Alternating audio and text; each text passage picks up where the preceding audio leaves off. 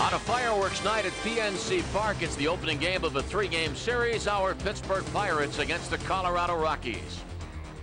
Hi, friends, and a very pleasant good evening. Bob Walk is alongside. Also, Trenny Kuznarek is with us. Let's talk about the two shortstops involved in this series. First of all, Pirate shortstop Jack Wilson. He had 3 hits on Wednesday. The goal for Jack this weekend is to get to the 200 mark and then build from there. You hear so much, Lanny, when it comes to hitting about, what your mental aspect is of going up to the plate. How much confidence do you have?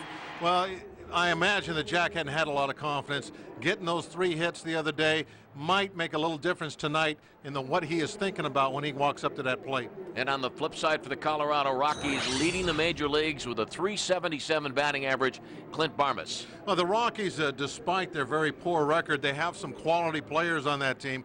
This young man obviously one of those, and so if we go out there tonight and just expect that we're going to win because we're playing a team with a very poor record, it's not going to happen. We can't just throw our gloves out there on the field and think, okay, we're so much better than these guys, nothing is going to matter. If we do that, we're going to end up losing 2 out of 3 to the Rockies instead of hopefully taking 2 out of 3. And the pitching matchup for tonight's ball game, Mark Redmond starts for the Pirates. Mark coming off back-to-back complete games, including the shutout last time against Milwaukee, and Jamie Wright second in the National League in ERA on the Geico.com or call 1-800-947-AUTO. And by Southwest Airlines, non-stop service to over 59 destinations all across the country. Southwest Airlines, a symbol of freedom.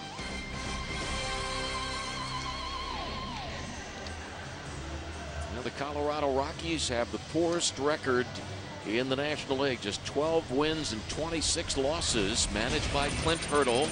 And the Rockies batting order brought to you by Jeep.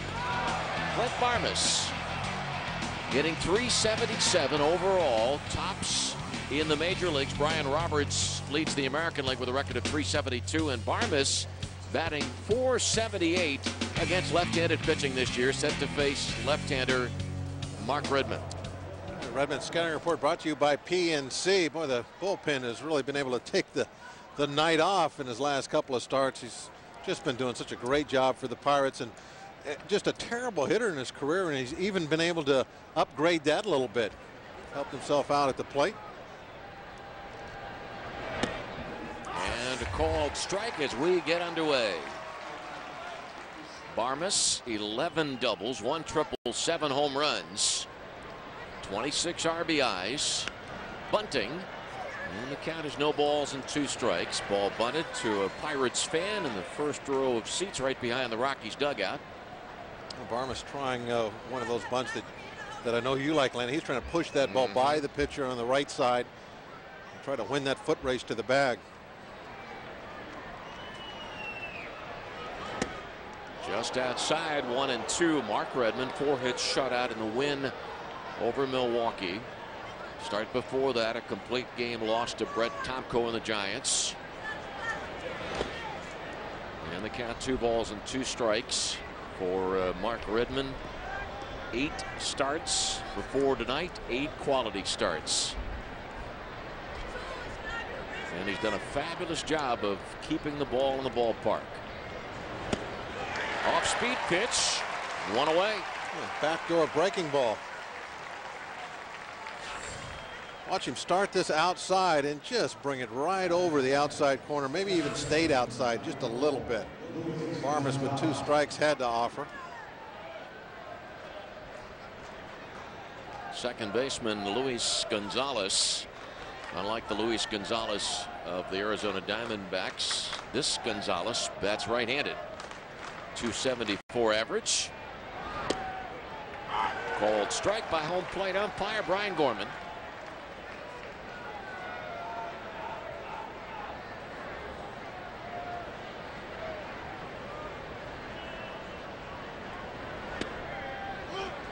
Ball 1 strike. On deck, one of the game's top hitters, Todd Helton.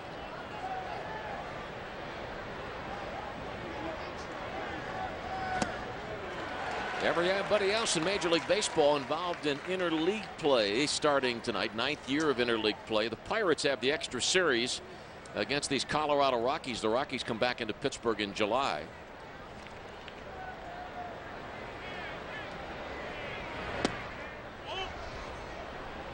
Gorman back of the plate. Mike DeMuro, Mark Carlson, and Joe West on the bases.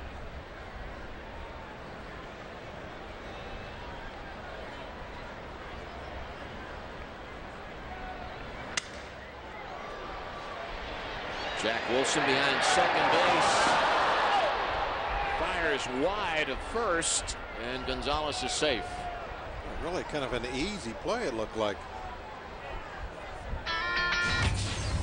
The Pirates defense brought to you by Rico. The Pirates have not committed an error in 74 innings. This is ruled a base hit. Really? I am shocked that that one is a base hit. No, I have my scorecard.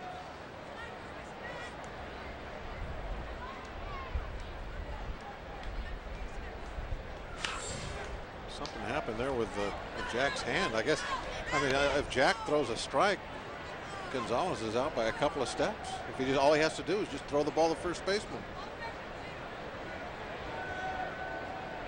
Todd Helton batting .314, 5 home runs, 14 doubles. Second in the league in 2 base hits. Brad Wilkerson of the Washington Nationals has 15 doubles. 1 on, 1 out in the first inning.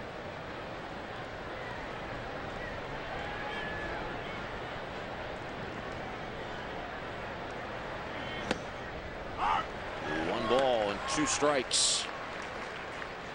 The Colorado Rockies have won only 2 road games this year. They've been beaten away from Coors Field 15 times.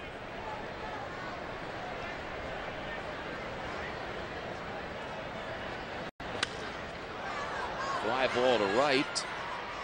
Lawton makes the catch. 2 outs. The Pirates, and just a moment ago we showed you the graphic about the Pirates going through 74 consecutive innings without committing an error. The Pirates are 3rd in the National League in fielding percentage.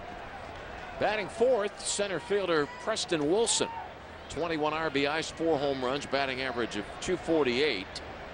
Preston Wilson underwent 2 knee surgeries last year, and the year before he knocked in 141 runs. Former New York Met, and then some time as a Florida Marlin. Gonzalez at first base. 1 ball, 1 strike on Wilson. Well, Wilson's very live bat. Has as much power as just about anybody in the game when he really tags one. But as far as contact, he can be a little shaky at times. A lot of strikeouts. He'll throw to first base. The guy you characterize as a dangerous hitter. So you make a mistake on him, he can hurt you in a hurry, but he's got some holes you can pitch to. That's why he strikes out quite a bit.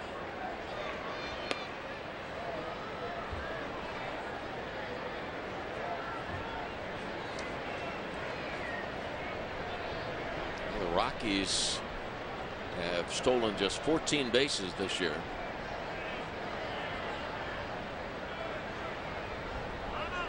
Very rare to find that combination where you have a guy that's got that good power but does not have the holes, where he puts the ball in play a lot.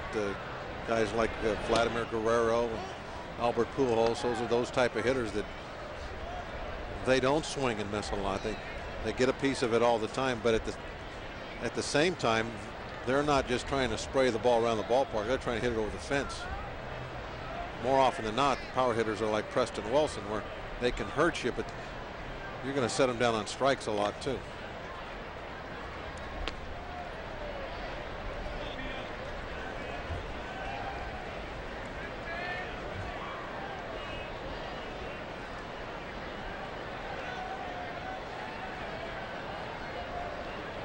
Throw to first. Gonzalez picked off. Ward to Jack Wilson. 1-3-6. No runs, 1 hit, nobody left.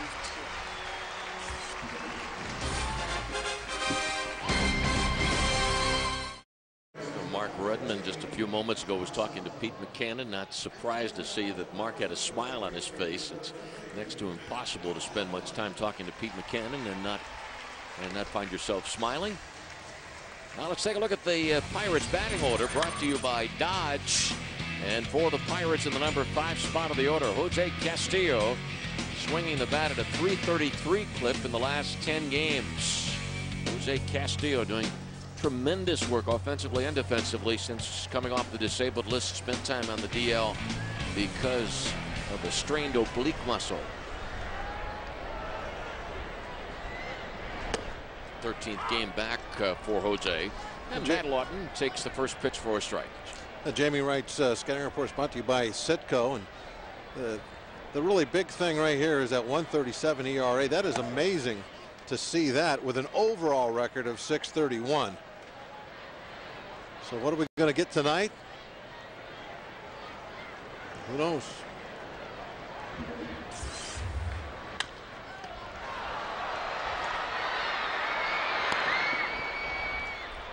Lawton bouncing one back to right, one away. And now the Rockies defense, brought to you by Pepsi. It's the Cola. 31 errors committed by the Rockies, most in the major leagues. And shortstop Cliff Barmas, 8 errors.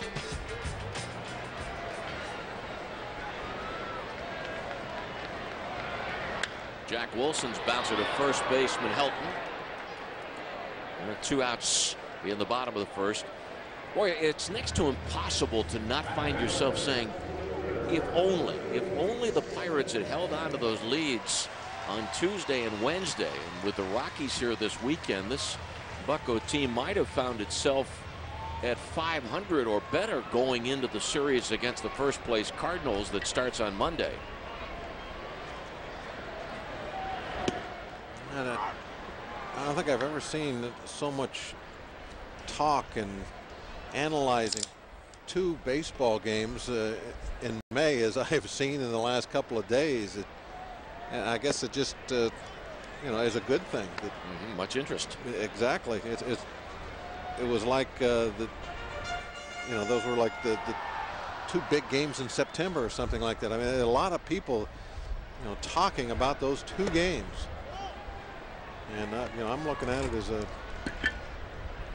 you know, I think everybody is looking and seeing that, hey, you know, this team, as far as competing with anyone in this division, except maybe the Cardinals, can do it.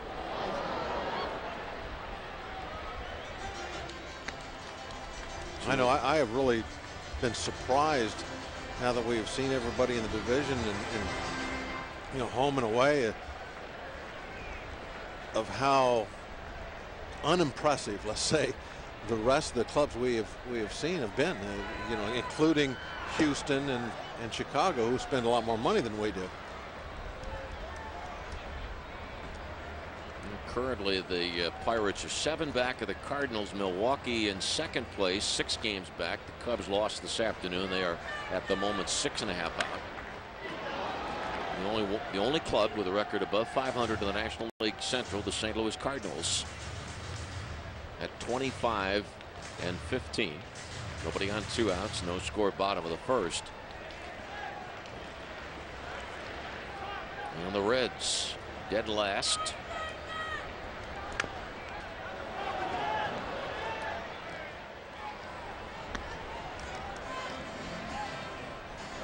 Just can't help it. I keep thinking, gosh, we could have just held on to those leads. Tuesday and Wednesday, the Pirates would be 19 and 19. All right, that's what you got to learn about this game. They're over. You got to move on.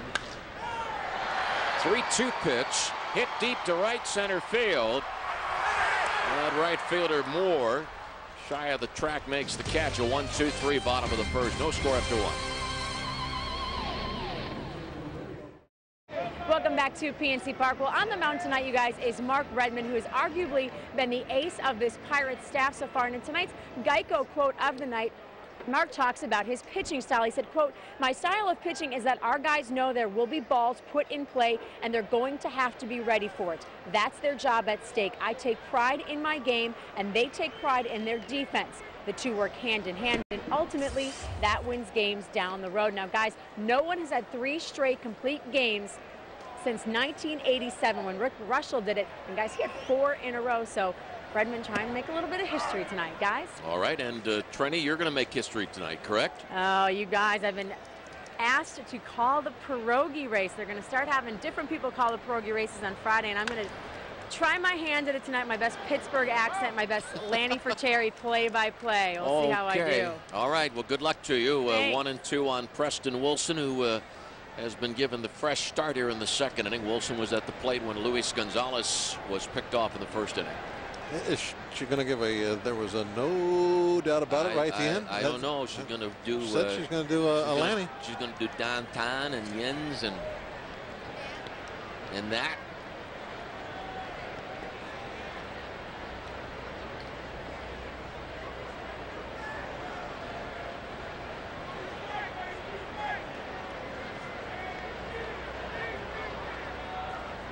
One-two pitch to Preston, just a bit outside. Mark Redmond, 4-hit shutout, first professional shutout on Saturday. 2-0 win over the Milwaukee Brewers. Mark Redmond has now put together 15 consecutive scoreless innings.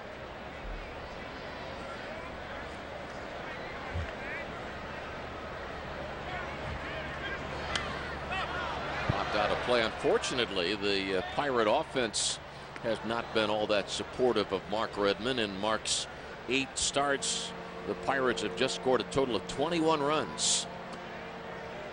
Consequently, a record of 2 and 3, despite the 6th best ERA in the National League, a mark of 2.44.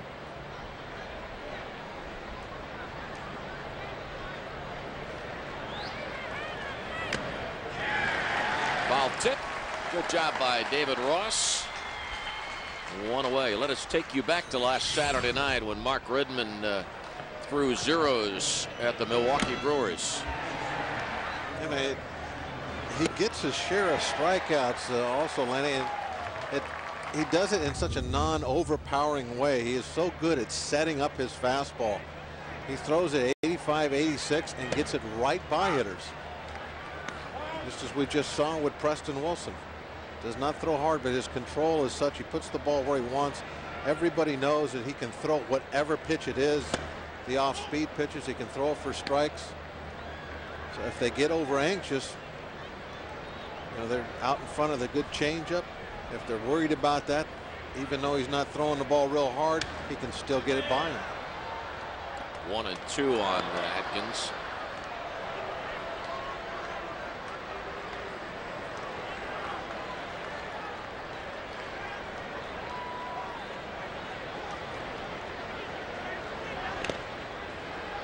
Remains a ball and 2 strikes.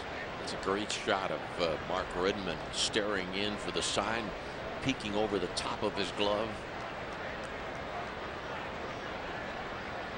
It's almost like he knows something you don't know.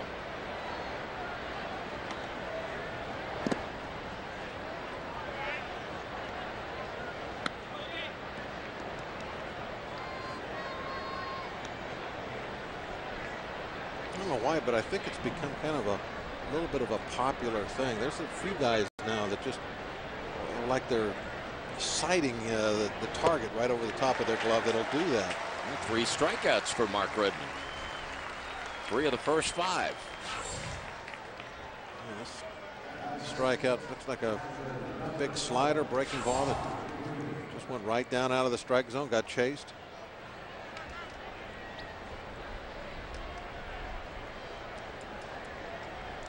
There's catcher Todd Green. Green's been with a number of big league clubs, hitting .288 this year. He's played for the Angels, Blue Jays, Yankees, and Rangers before becoming a Colorado Rocky.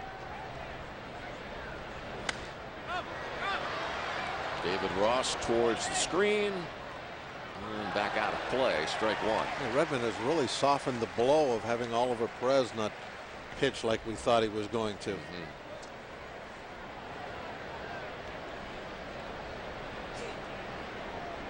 Oliver Perez is supposed to pitch tomorrow night. Oliver Perez bobble night. fouled away.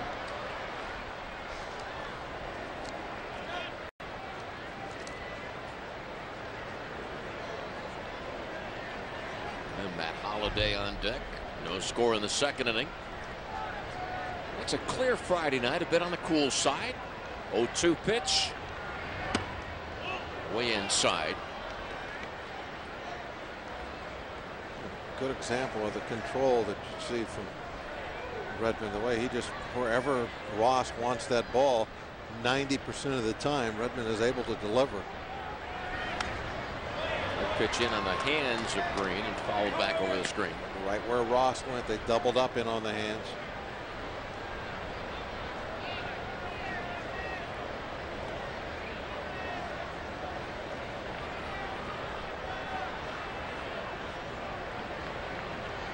Going there again, wants it up. A little above the letters. Got a good shot of Ross when he gave the signs last time. He put down the one and then he kind of motioned with his hand. He wanted it up. Here's the changeup. Mark Redmond strikes out the side, getting Preston Wilson swinging. Garrett Atkins went down, whipping at a pitch, and Todd Green strikes out. No score on the Southwest Airlines scoreboard. Southwest Airlines nonstop service to over 59 destinations all across the country. Southwest Airlines, a symbol of freedom. First baseman Ward looks at ball one. Ward hitting .283. 6 doubles, 1 triple, 8 home runs.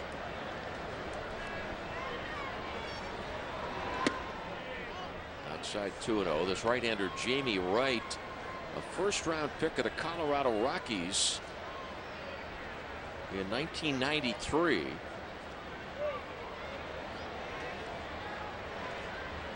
And he spent some time pitching for Milwaukee, a short stint with the St. Louis Cardinals.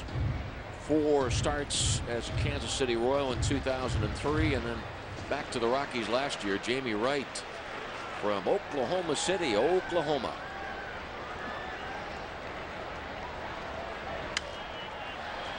Fly ball right field. And Dustin Moore near the line, 1 away in the second inning. Bucks and Rockies again tomorrow night and then Sunday afternoon. Hey, we want to take a moment here to congratulate our colleague Greg Brown. And the Pirate players were on hand at Dick's Sporting Goods last night. Nearly $17,000 raised.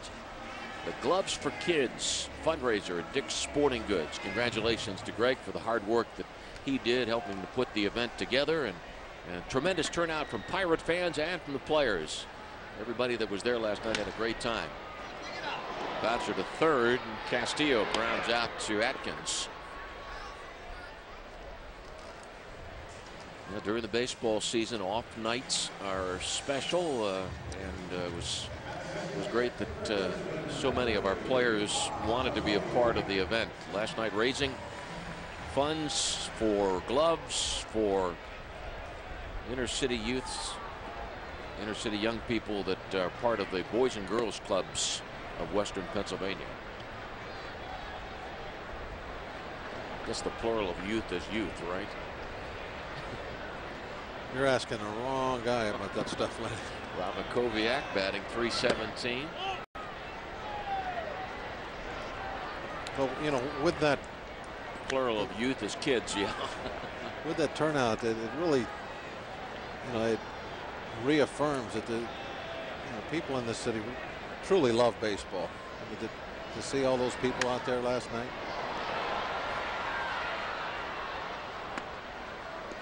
Well, I don't think there's ever been any doubt, or there shouldn't be. I guess there has been some doubt about how good a baseball town this is, but from a qualitative standpoint, there shouldn't be too much question. There's not in our minds because we have a chance to witness it on a pretty regular basis. Unfortunately, the national media has a tendency to use that quantitative figure or a quantitative number, like how big a TV market do you have?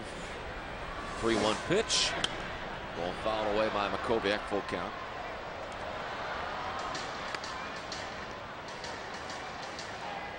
A lot of young fans out there last night also. A lot of kids.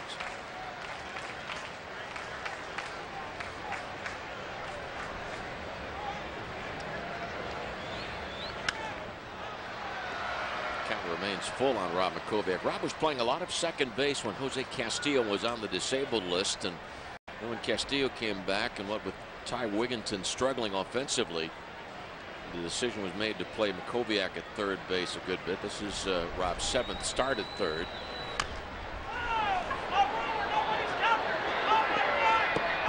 And Wright drops the flip from Helton. Originally there was some indecision on Wright's part about what he was going to try and do, go for the ball or the bag, but he still ended up having plenty of time. He just dropped it.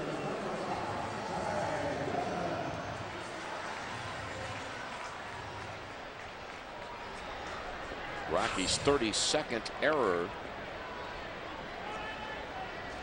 By the way, I might have said earlier that the Rockies lead the major leagues in errors. That is not correct. The Tampa Bay Devil Rays have made 34 errors.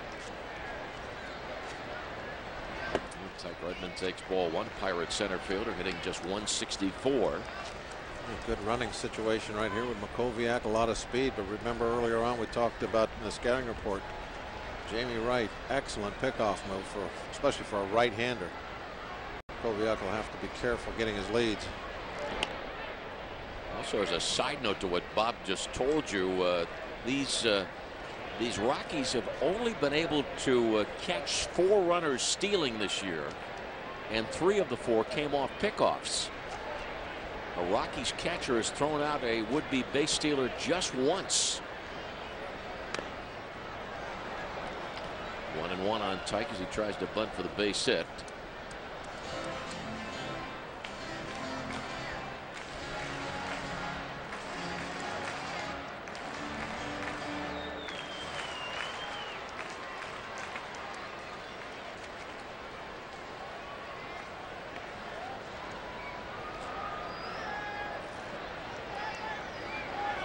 Makoviak running, looping base hit to left field. First Pirate hit of the night, but even though Rob was off with a pitch, he could only advance to second base.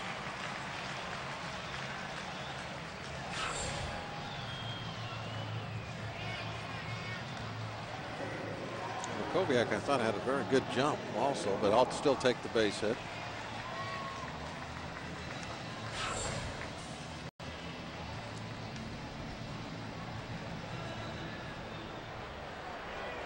Catcher David Ross hitting .220, 5 doubles, no triples, 3 home runs. Good time for David to have one of those big games again. That's kind of what we've seen out of him on offense. David Ross had a 2 home run game against the Cubs April 15th.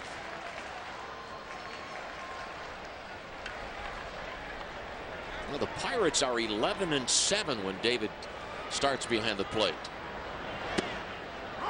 1-1. Well,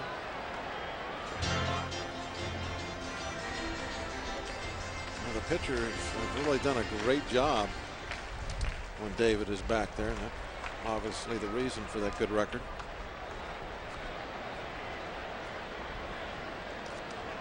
And that, a lot of that went into the decision, I'm sure, to let Benito Santiago go. Ross was just simply doing a great job. Atkins to Gonzalez, the force out of Redmond. No runs, 1 hit, an error, 2 men left on base.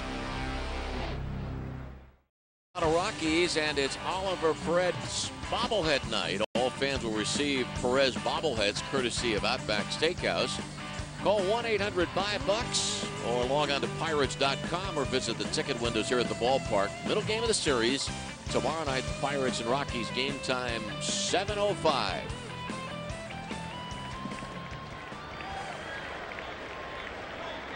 Matt Holliday set to lead off, batting .266 with a home run and 17 RBIs. I went down to the Rockies clubhouse twice tonight, anxious to meet Matt, but both times that I was down there, he was tied up doing something. And Matt with a drive to center field. Tyke Redmond back onto the track, makes the catch. I guess most folks know that Matt Holliday has Western Pennsylvania roots. His dad is from Uniontown High School. Went to Uniontown High School and then University of Miami. Tom Holliday, head coach at Oklahoma State formerly, and now the pitching coach at the University of Texas. And Matt's grandmother still lives in Uniontown.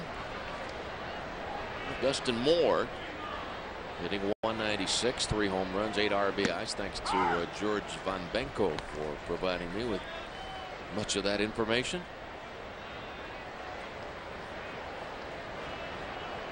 The White Sox beat the Cubs 5-1 this afternoon. Freddie Garcia over Greg Maddux. And the White Sox have the best record in Major League Baseball, 30-12. The White Sox lead the Twins in the American League Central by 5.5. Dusty Baker right now even a less a fan of the city interleague place.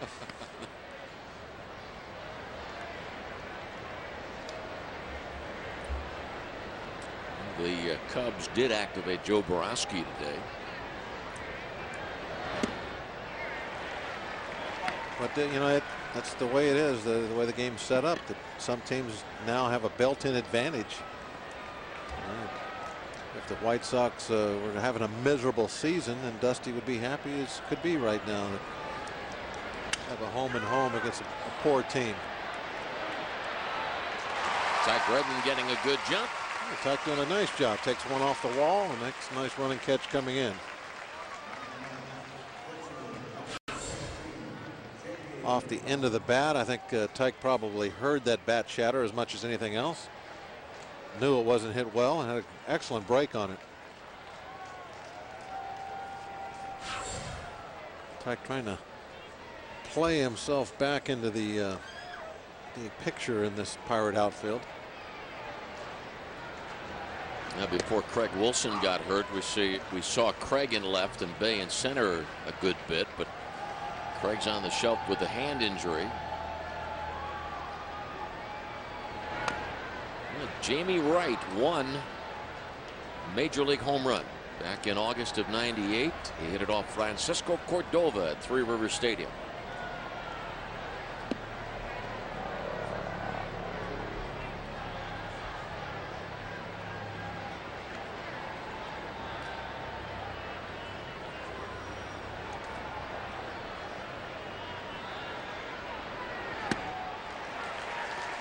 First time through the Colorado batting order, 5 strikeouts for Mark Redmond. In America can be. No score in the game. Each team has 1 hit. Friday night at the ballpark, dipping nachos in cheese. With Mark Redmond, Mark has had as many, trying to bunt for a base hit, has as many hits this year as he had in his entire Major League career coming into this year. Yeah, we're just in the middle of May. It's going to be a great year for Redmond. Let's hope. All signs are pointing in that direction. Well, he knows of the great history of Pirate hitters, Pirate pitchers, and their hitting prowess.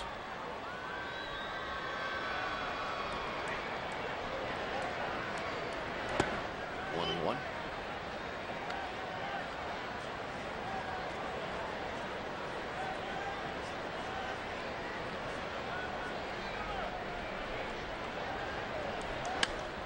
One and two. I was told that Kenny Brett was a good hitting pitcher. In my 30 years as a Pirate broadcaster, the best Pirate hitting pitcher I've seen, Donnie Robinson. Donnie could hit. Rick Rhoden, excellent at it. Terry Forster, Jim Rooker. Redmond chasing a pitch down and in, and the throw to first baseman Helton to complete the strikeout. 2-3. First strikeout for Wright. Well, this summer, San Bernardino Sports Beat will have a new segment, Extreme Golf Makeover Challenge.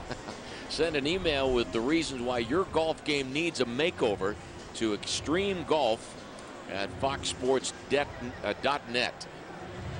Extreme Makeover. Top of the order, and Matt Lawton.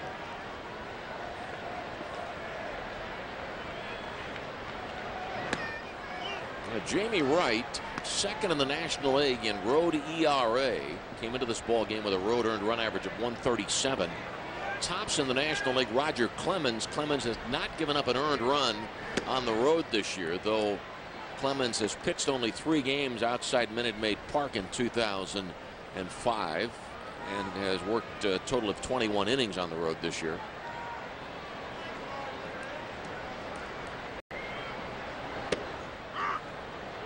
Now, Roger's not exactly going to stack up those road starts, is he? No, he is not.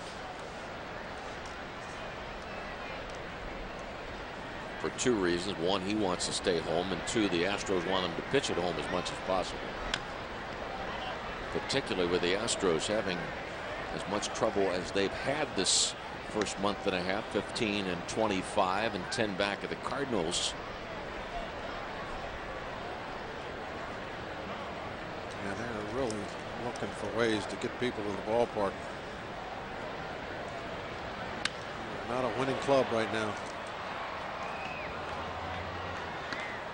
Speaking of attendance figures, the Colorado Rockies for so many years were proud of their attendance numbers, how well they were able to bring people into their ballpark. But because of the struggles of their ball club, their attendance numbers have dropped off dramatically.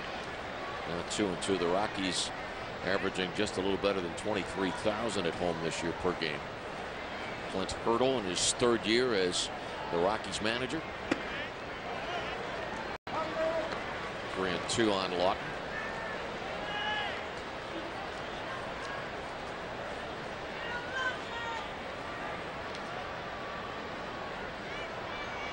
This is Clint's 4th year, and he is the 4th manager in the history of the Colorado Rockies. And Jamie Wright records back-to-back strikeouts. They got a bunch of young guys on this club. They're really starting over from scratch. It's been no matter who's been the manager, it's been so difficult for them to get some consistency in the way they play home and on the road because of that the kind of crazy ballpark they're in. I don't know what the answer would be for that organization.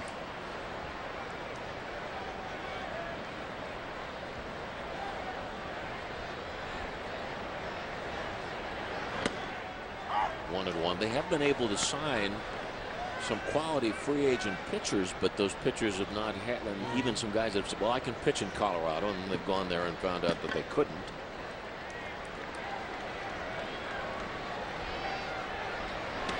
And Jack checks his swing. It's 2-1.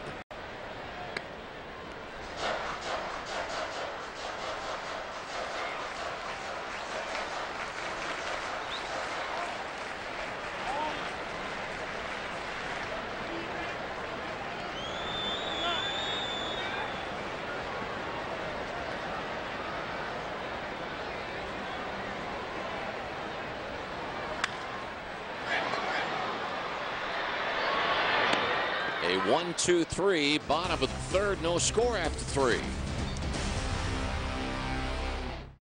Question for you. Well, the Rockies have never had a pitcher throw a no-hitter. Can you tell us the name of the starter that went the longest into the ball game without giving up a hit?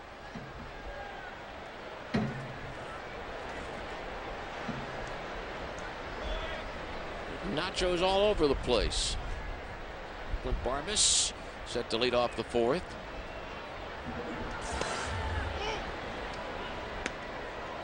Major League's leading hitter.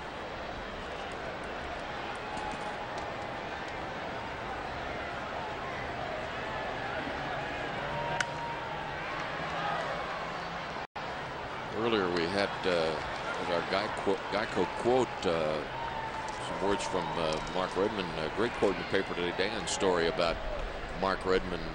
Redmond saying, quote, "I take pride in whatever uniform I happen to be wearing." A bit of pride wearing the black and gold of the Pirates. And doing a great job wearing number 55 for the Bucks. 5 strikeouts in the first 3 innings, and Redmond has put together 17 consecutive scoreless innings.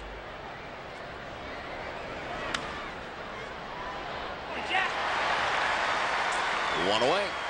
Pretty good looking trade so far, isn't it? Picked up Mark Redmond and Arthur Rhodes. Rhodes dealt to the Indians for Matt Lawton. Luis Gonzalez has the lone Rockies hit.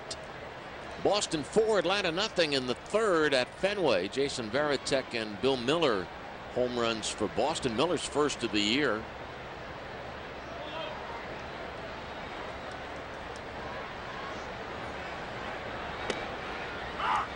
I'll say they don't get a hit for another 4 or 5 innings. I think they'll revisit that play at shortstop. I mean, that was a. You hit Jack that ball 100 times, you'll make the play 100 times. I mean, that. I was just so shocked that that one didn't go as an error. And Bob Webb is the official scorer tonight.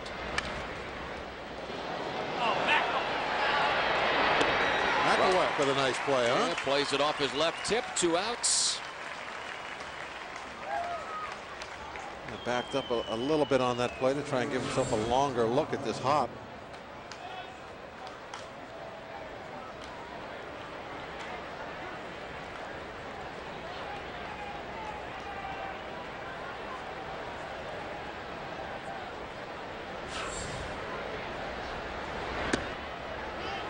Ball 1.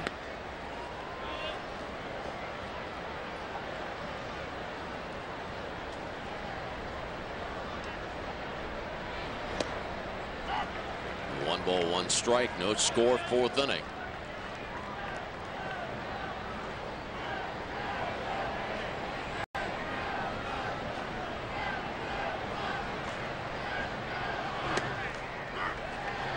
One and 2.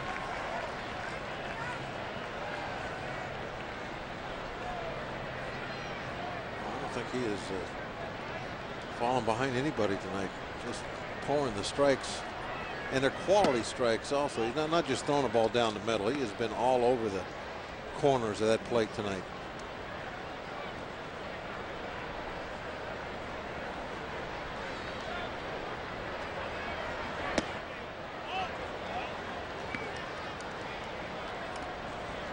I need to find some wood to knock on here real quick before he throws his next pitch.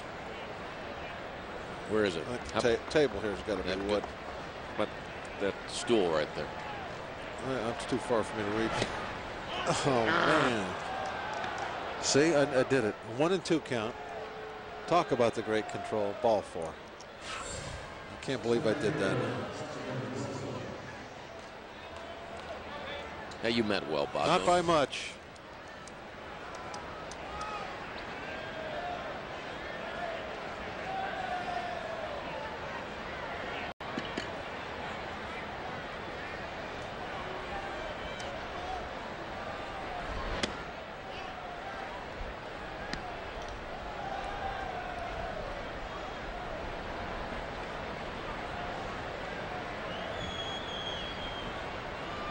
Preston Wilson, a guy that's tailor-made for Coors Field. A lot of long fly balls when he gets up all put in play. That's what you want.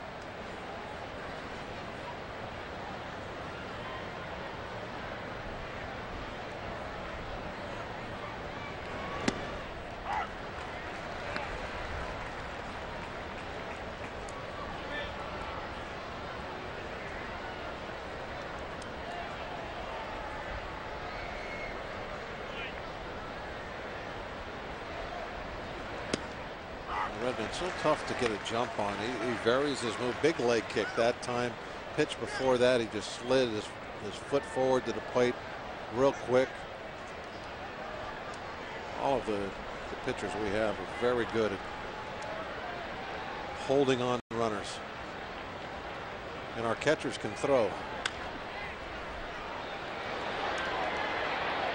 Jack Wilson throws out Preston Wilson. No runs, no hits, a walk, and a man left on base. No score after 3.5. Jason Bade, Darrell Ward, and Jose Castillo against Jamie Wright.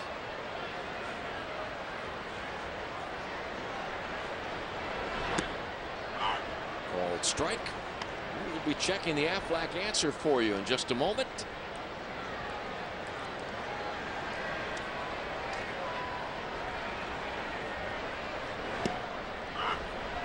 Oh, 2. Well, the Pirates were 4-2 against the Rockies last year, including a 12-inning 15-10 win at Colorado May 11th of 2004, game in which Craig Wilson drove in 7 runs. Just a routine game at Coors Field.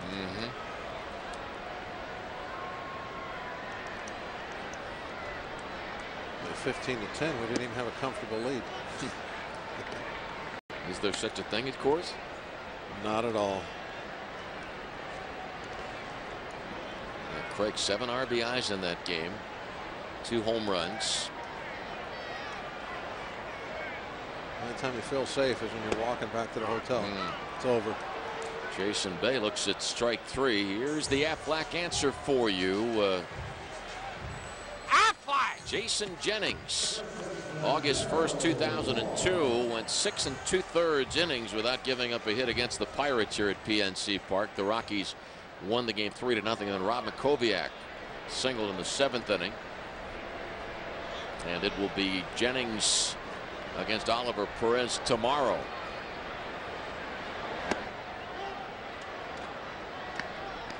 Jennings lost to Oliver Perez 11-2 at Coors Field. Second game of a doubleheader May 13th last year. Pirates had 21 hits in support of Oliver Perez.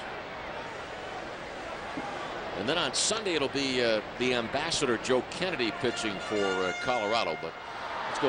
Let's stay with Oliver for a moment, and it would be a real plus for this Pirate team to have Oliver back on track, getting his mechanics worked out. That arm, hopefully, that shoulder will be all right from here on out.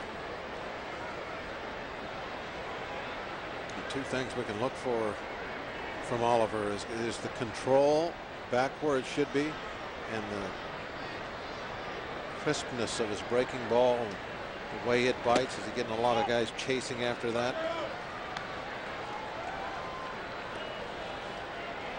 How about the velocity? Is he kicking it up there 95 every now and then, 96?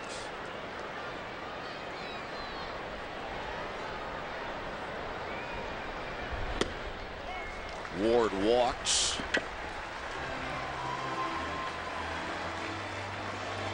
One on, one out, no score, 4th inning.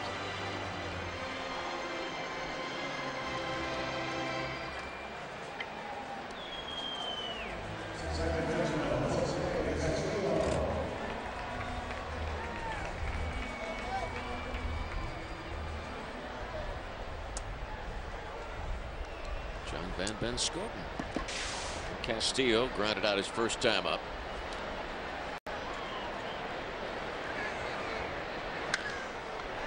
Right. Throws it. Errant. And Barnes unable to come up with the out. That should have been a double play. Let's see if the Pirates can take advantage of the wildness of Jamie Wright.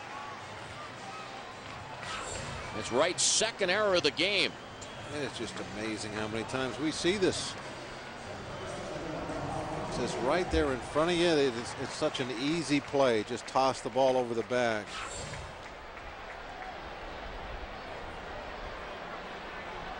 Right, Josh? 2 on, 1 out for Rob Makoviak. Josh Fogg messed up a couple of those this year. Rob's drive, left center field. Home run. Rob Makoviak, a 3-run home run the opposite way. 3-0 Pirates.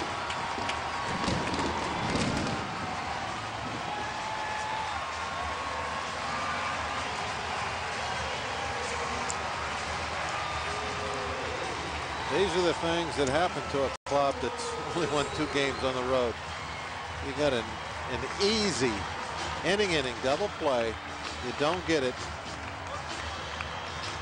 and the next pitch you throw goes over the fence.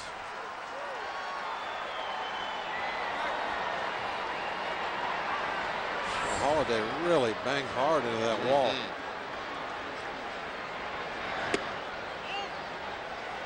Rob Makoviak's second home run of the year. His first was against the Chicago Cubs on April 15th.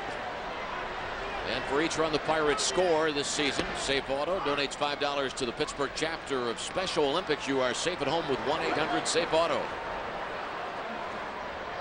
Rob talking to Josh Fogg.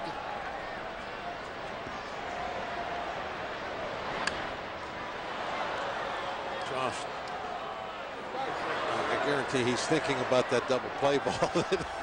And how many times this year that's cost him. It's the Pirates' 26th home run of the month of May, after the Pirates hit only 11 in April.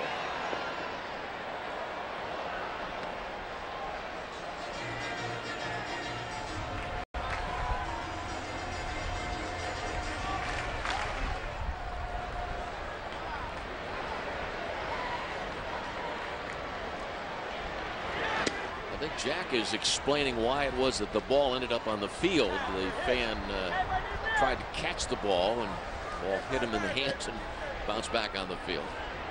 Yeah, good job by the umpires getting that right. That wasn't easy to see.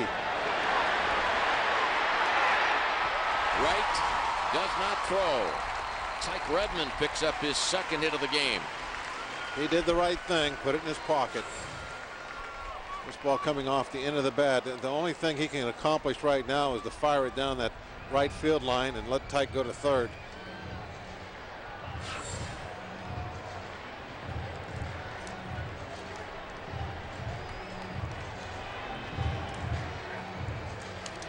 There's a little bit of a discussion probably about the error, that how you have to forget about that. It doesn't matter. You can't go back. You got to get outs right now. Bob Apodaca, the pitching coach of the Colorado Rockies. Redmond aboard. There is one out. The Pirates 3, the Rockies nothing. The Pirates not getting the timely hitting in the last couple of days. I can't think of anything more timely than the Makoviak home run after that error.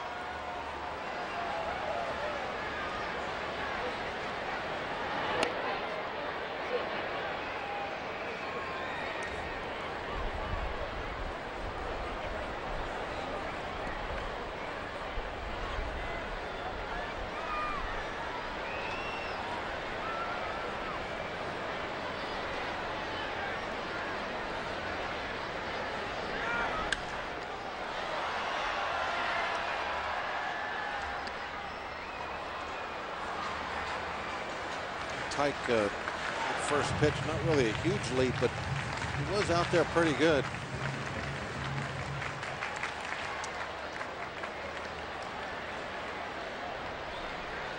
He may have the green light, considering the Rockies are so horrible at stopping the run.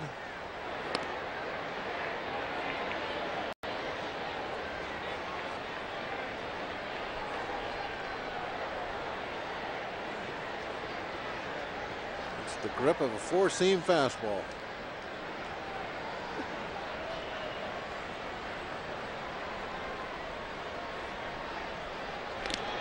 If you're going to hold the ball outside your glove like that, you have to hold it the same way every time, regardless of the pitch you're going to throw.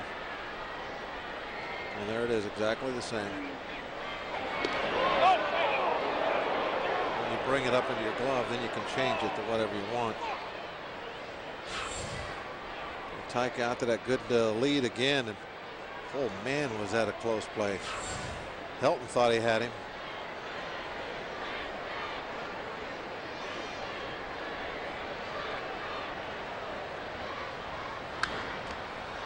Oh, 2 on David Ross.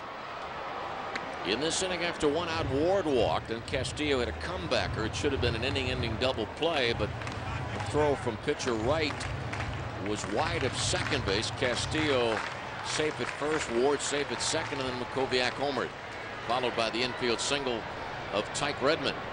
0-2 pitch.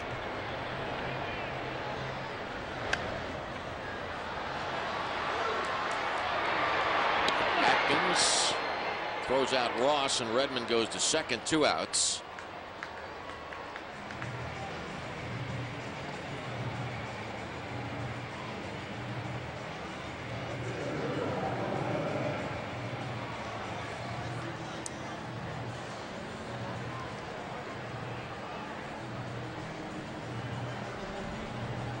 It's the Pirates 3 and the Rockies nothing, bottom of the 4th inning.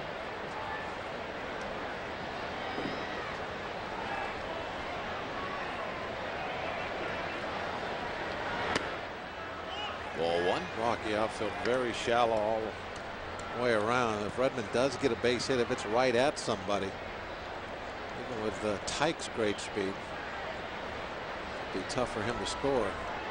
The outfielders are really cheating in.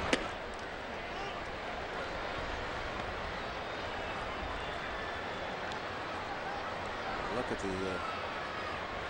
acres of room back behind those guys, especially Wilson out in center field.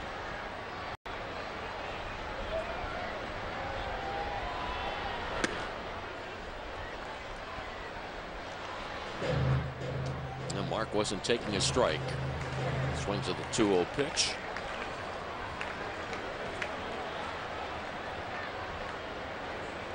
Jamie Wright, 55 big league wins, 75 losses, 2-3 this year.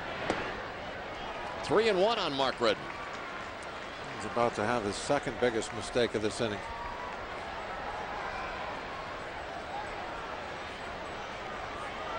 The escape hatch to a real bad inning is standing at the plate. He's one pitch away from closing it on himself. That one right down the middle.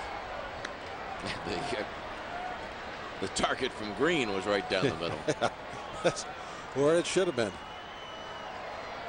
Whatever you do not walk Redmond.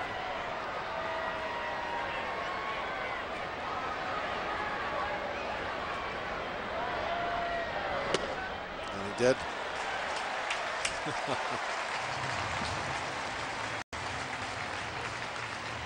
Second walk of the inning, and Matt Lawton becomes the 8th Pirate to bat in the 4th. Really going through some tough times this season. This inning it really has to be getting under his skin. Colorado ball club that has won just 12 of its first 38 games.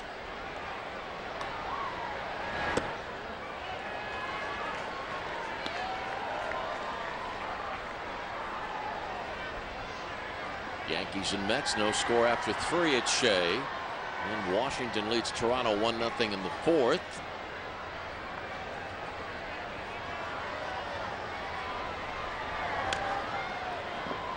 One ball and 1 strike. Tonight is the first night of interleague play. 9th season. Teams from the National League have played the American League. The only game that's not of the interleague variety right here tonight at PNC Park.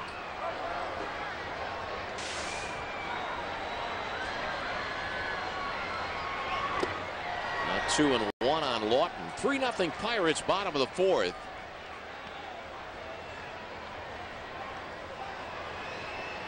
Tyke Redmond at second base, Mark Redmond at first.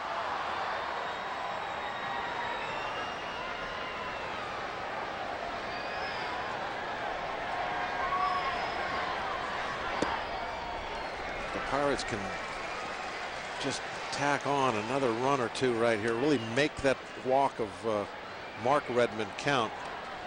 That'll just kind of devastate the other dugout. To have an inning like this, it'll just take the air right out of them. It'll be a here we go again feeling.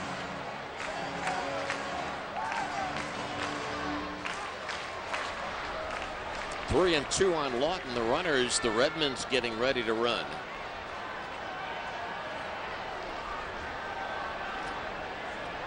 Three 0 Pirates. Payoff pitch. No.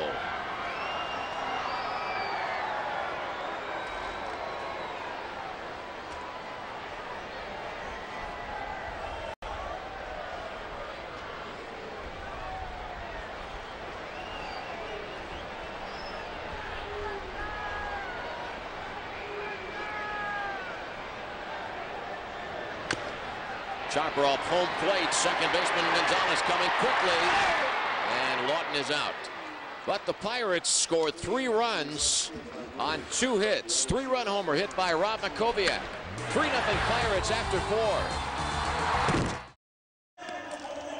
Sunday, the Pirates play the Rockies at 1:35, and all youngsters will receive an Oliver Onion Pierogi mini bobble courtesy of Mrs. T's Pierogies. We invite you to call 1-800-5-BUCKS or log on to Pirates.com or visit the ticket windows here at the ballpark, located at the corner of General Robinson and Federal Streets, candy corner from High Tops Restaurant.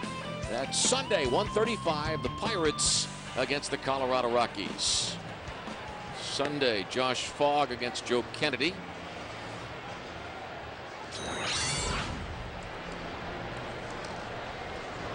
Marked a lot of strikeouts tonight. He's got 3 runs to work with. Everything's looking pretty good. The Rockies chasing a lot of balls out of the zone at this point.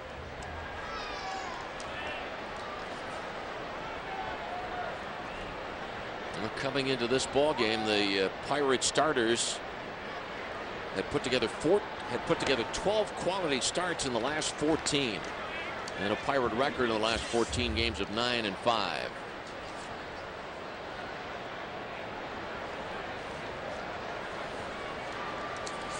Some of our friends at the ballpark tonight, baseball fans from the Derry Area High School.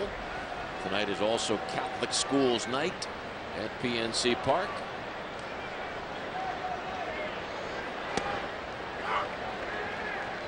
Presenting the colors before the game, Cub Scout Pack 335, and the Sarah Catholic High School Choir sang the national anthem.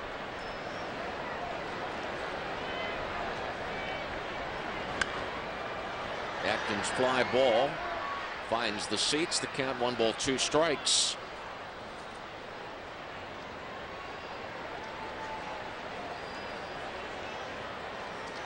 I hate to keep harping on it, but are bringing up the same thing.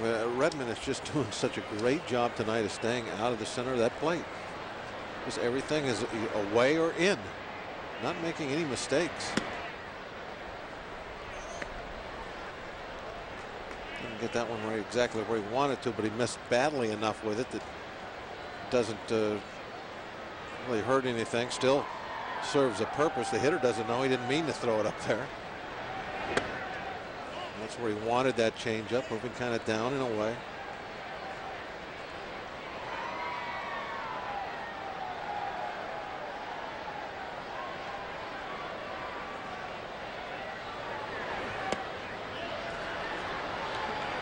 Second walk. All right, I'm not going to do it again. That's the last time. No more talking about the control. That's it.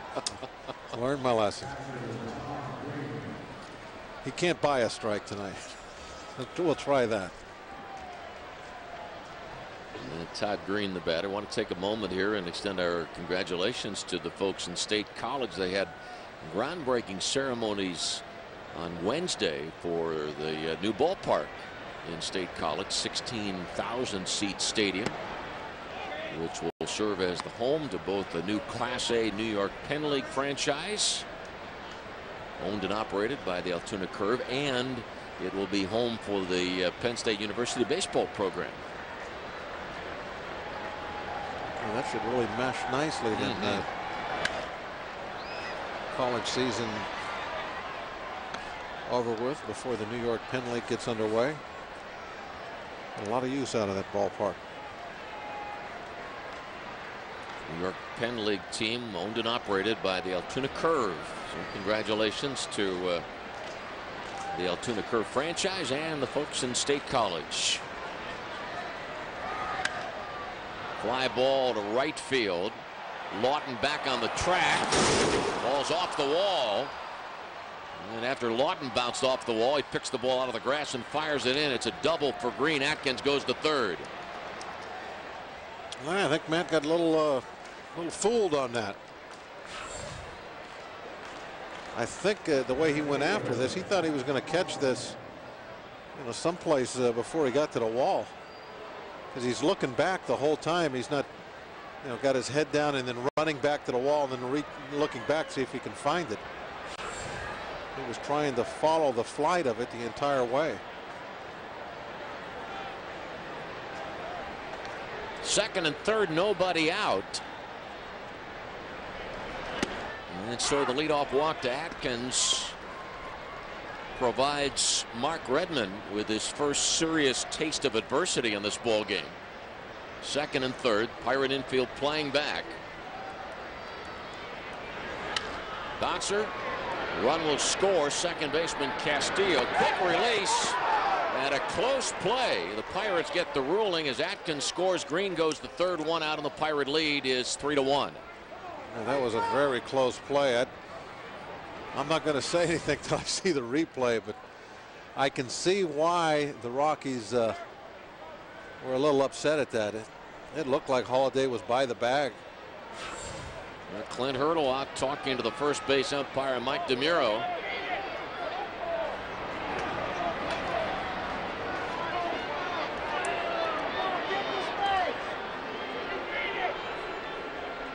We're going to take another look, maybe from a little different angle, and see what we see.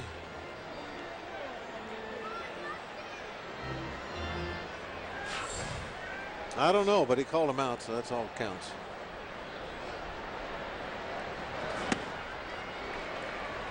Moore, strike one.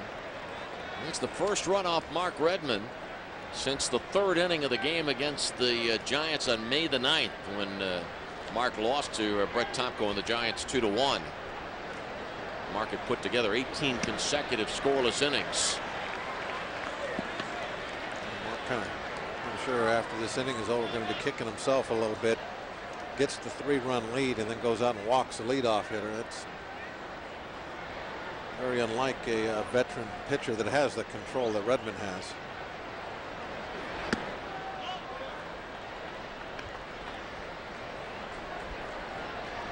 One and two on the number 8 hitter. Nobody in the bullpen for the Rockies throwing. They're going to stick with Wright.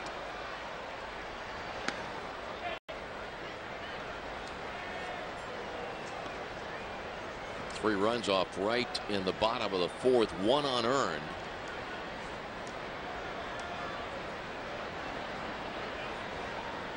Mark Redmond, 2 wins, 3 losses, 9th start of the year.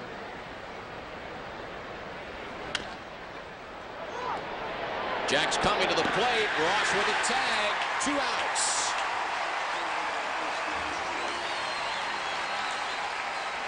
A good example of the kind of defense that Jack is capable of. That's why I said he should have made that play early on tonight. He moves to his left, quickly gets the ball, throws a perfect strike right to the plate. Ross blocks it off.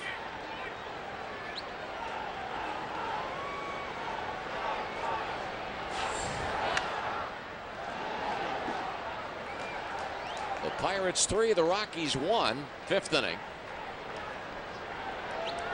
Got to gamble for the Rockies in that situation. Get the pitcher on deck. Not surprising that they tried to score in the ground ball, even though the infielder was playing in, just took a step behind the baseline.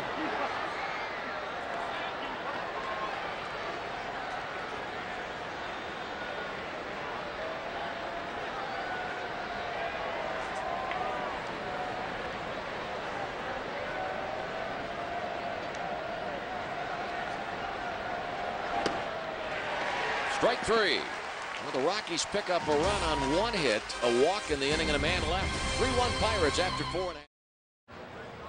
Bottom of the 5th. The I'm going to buy myself a new Dodge Charger that's coming out right. in the next couple of weeks. Jack Wilson takes ball 1. The Charger, that's what you're picking out, huh? I've seen pictures of it. Looks like my kind of car. You're not going to drive it first. You're just going to. Oh no, I have my buddy Steve Vasco. I just tell Steve, you're my car But expert. you're just going to drive it on looks, huh? You're not Oh no, what I know about driving a car that would tell me whether. That's well, why you know what you like and what you're not. The way it handles. Base hit by Jack into left center field. I had a Dodge Charger at one time. Did you? Yeah, 69. What color? It was silver. I'm going to get a white one. That away, Jack. Jack, you deserve a Dodge Charger after that base hit. A white Charger, huh? White Dodge Charger. Hope to pick it up. As I said, I rely on my buddy Steve Vasco, and he's my car expert. Jason Bay takes ball 1. I hear they're pretty fast. You're going to be speeding around. No. I don't need a fast automobile. You get the Chargers. They're pretty quick. Are they? Yeah, that's what I hear. Dodge Charger won the last NASCAR race. Is that correct? Yes. I believe that's what Casey Kane drives. And don't be surprised in a couple of months you see Casey and myself in the same advertisement. I'll be looking for that.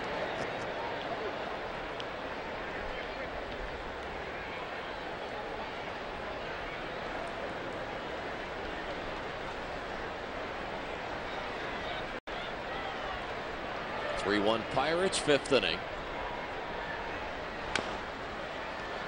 Well, I always get excited when somebody gets a new car. I'm looking forward to this now. You always get excited? Yeah, Is that right? I can't wait to go down in the garage when you get it and take a look at it. Well, when I pick it up, when we just drive to your house, then we'll. Sure. Okay. Let me take it for a spin. Sure. Put the sunroof down and All right. crank up the Vic Damone records and. Strike called. 1-2 on Bay.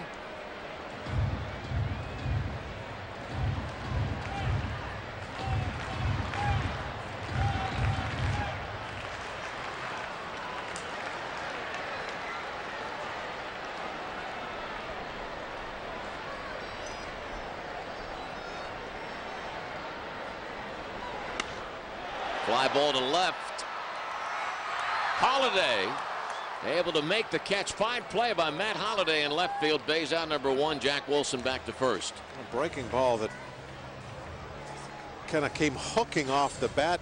Not hit as well as Holliday first thought. So he had to really change direction in a hurry and make kind of a nice play. That ball coming off the bat was almost right at him, but it was hooking so hard that he had to kind of counterpunch a little bit there and make things up as he was going. A lot of movement. Foul tip, strike 1.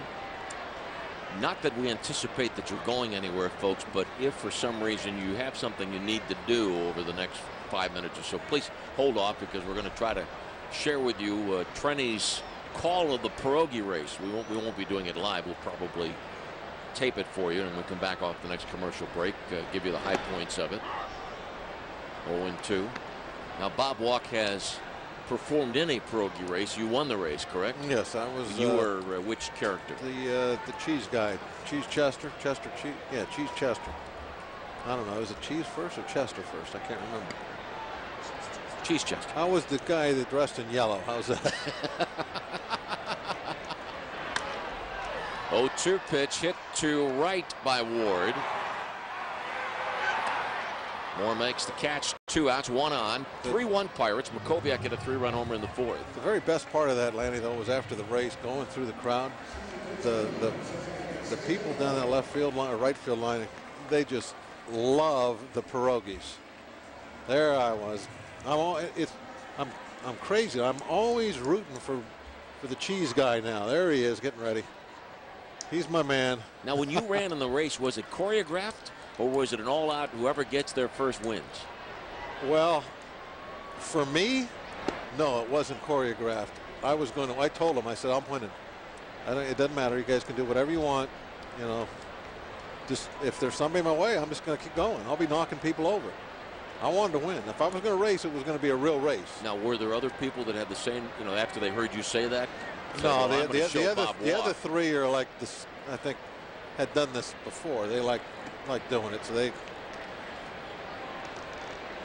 kind of knew that I wanted to win real bad, so they pretty much stayed out of my way. The only one I wasn't sure about was the Parrot. He's the guy that you never know. Jack running on the pitch, line shot to right field. And Castillo's out, number 3, no runs, 1 hit, 1 man left on base. Coming back after 5 innings of play, 3-1 Pirates. All right, folks, do you want to hear Trenny call the race, or you want to have a chance at $1 million? We'll do the $1 million. Okay. And our contestant, how about this? David Ross of the Pirates. David Ross of the Buccos lives in Altoona, Pennsylvania. Commutes all the way from Altoona every day to be here at the ballpark, and David's got a chance to win $1 million. Isn't that something? Well, if we walk the first 2 guys, I know something's up here. I'll tell you that. Look at the way he caught that. He caught it and moved it further out of the strike zone. You know, normally catchers will grab it and kind of bring it in. Yeah. He caught it and moved it away. He did. He's purposely.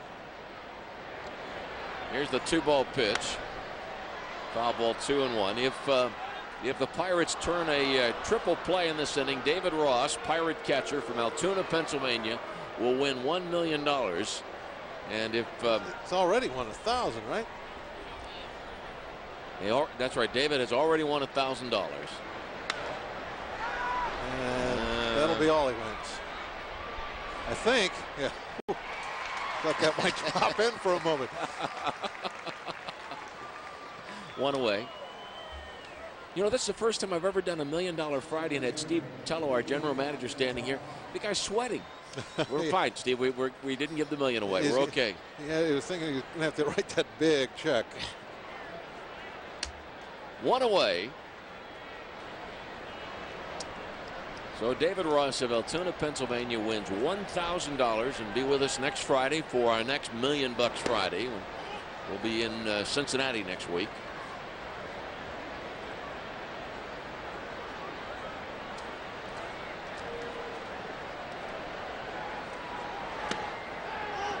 Thank you. 2-0.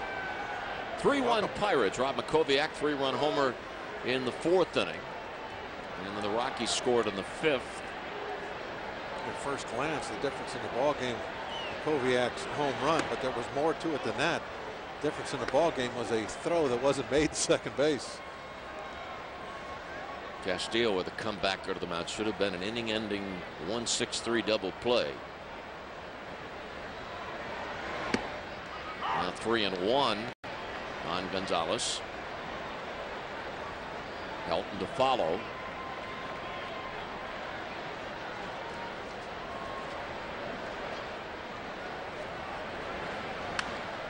I'm going to check this day-by-day list for the Rockies. I'm anxious to find out where they won their 2 road games. They won 1 in Philadelphia, April 20th, 7-4, and Jamie Wright got the win.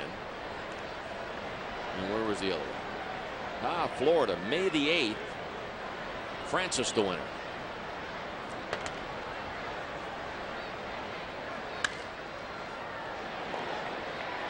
Jack to Darrell, 2 outs in the 6th. Pirates on top 3-1.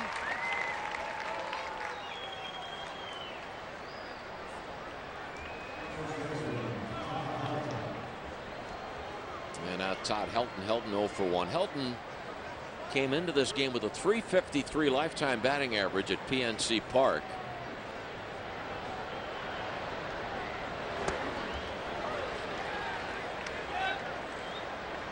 The reason we haven't shown the Brogy race yet, it was a photo finish. You got to hold on to your tickets. They'll put up the winners here soon.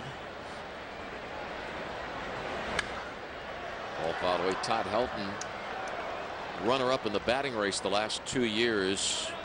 Just a smidgen, just a few percentage points behind Albert Pujols in 2003, and then finished second to Bonds last year. Todd Helton won the batting title in the National League by 17 points with a .372 mark in 2000. I can remember when they got rid of Galarraga, I was like, what are they thinking? I saw Helton play a couple of games and I knew the guy can hit.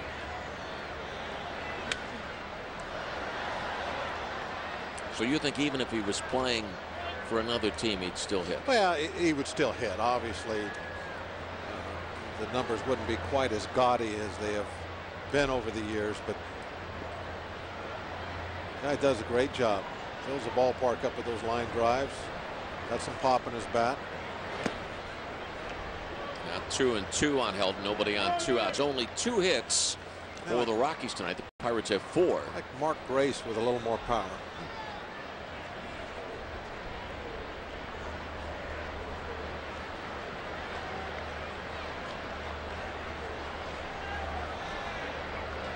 Where are the Diamondbacks at tonight? Detroit. They started yet? It's 2-0 Arizona, 6th inning.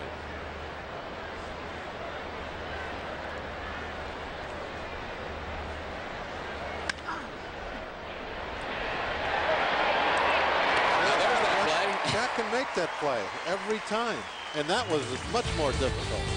3-1 Pirates after 5½. Win gives his baseball field $20,000 worth of renovations after it was damaged by Hurricane Ivan last fall. And next Wednesday there will be a dedication ceremony at the field, and Duncan's team will also receive a baseball clinic hosted by Hall of Famers Lou Brock and Carlton Fisk. FSN Pittsburgh and the folks at Briggs and Stratton congratulate Duncan Shaper. Rob Makoviak 3-run homer to left field in the 4th inning. Right after pitcher Wright failed to convert the double play on a comebacker. 3 balls and 1 strike.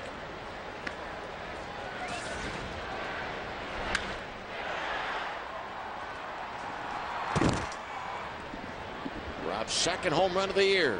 He made it 3-0 Pirates, and the Rockies scored in the 5th inning, and Rob gets a base on balls to lead off the 6th. And Mr. Bob Nutting, the chairman of the board of the Pittsburgh Pirates. Bob and his wife have 3 daughters, Cameron, Taylor, and Lachlan. Bob Nutting, chairman of the board of the Pirates, also president and CEO of Ogden Newspapers.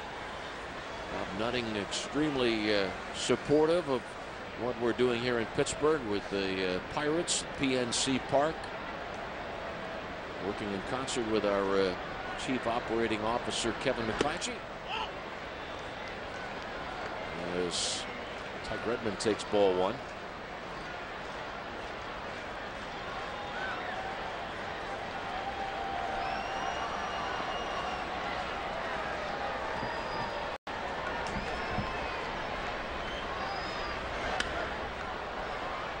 Pretty good area of Pirate territory covered by the Ogden newspapers.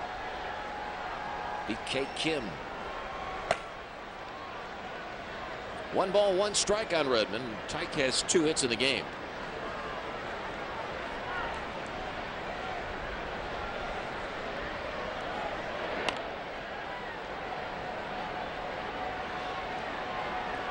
Pointing out earlier that there's been only 1 opposing runner thrown out by a Rockies catcher this year. Robert Koviak 4 stolen bases. Pitch out 2-1. It looked like Green really came out from behind the plate a little on the early side that time. Koviak saw that out of his peripheral vision, sees that catcher stand up like that. He can definitely slam on the brakes and not run if he was. And there's another Pickoff by Wright. Koviak was running on first move. As soon as he sees Wright flinch, he goes to second base and he's out.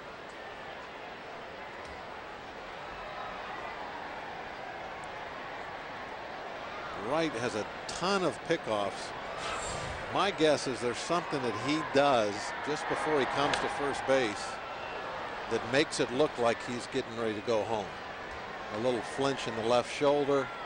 That'll do it. That'll get those runners going.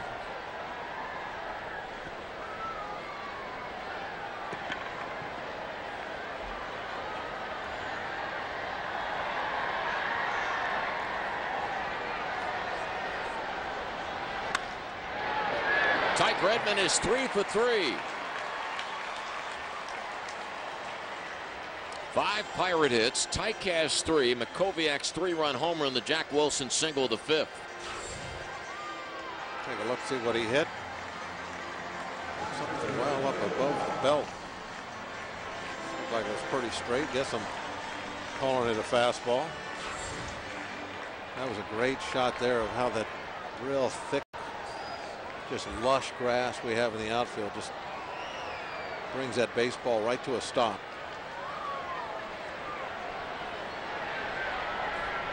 We've had some good grass growing weather of late. Did you mow the lawn yesterday? Nice little rain.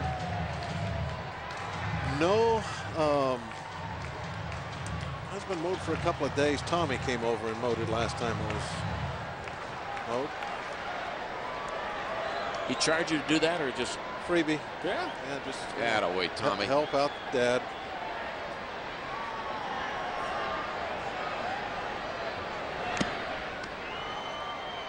Hey, by the way, we should take a moment on the telecast to thank your fans from the other day, huh? The Greenville folks that were kind enough to trumpet in about you. 4 different places of the ballpark. They were moving around. They did a great job. Greenville loves Bob Walk. Great to see. All of Pirate territory loves Bob Walk, but Greenville stepped forward with the paint jobs. Preston Wilson makes the catch. Ross out number 2. Redmond back to first. Tyke Redmond returns to first.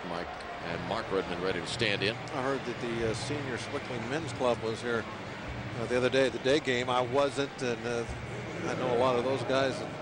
You've spoken to that group maybe 8 times? Yeah, something like that, yeah. Apparently they had a banner also to show their support. I wish to thank them also. All right. So handing out the accolades.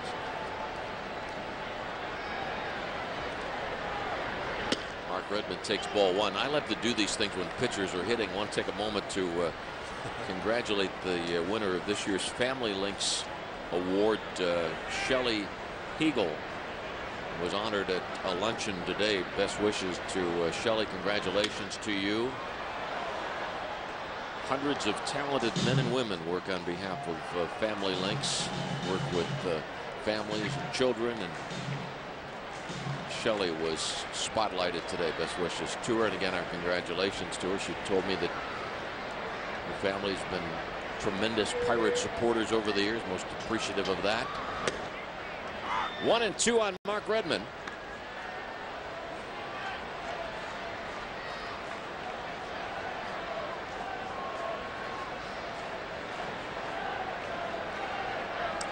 Hey, we're going to check in with Trenny Kusnarek in a moment.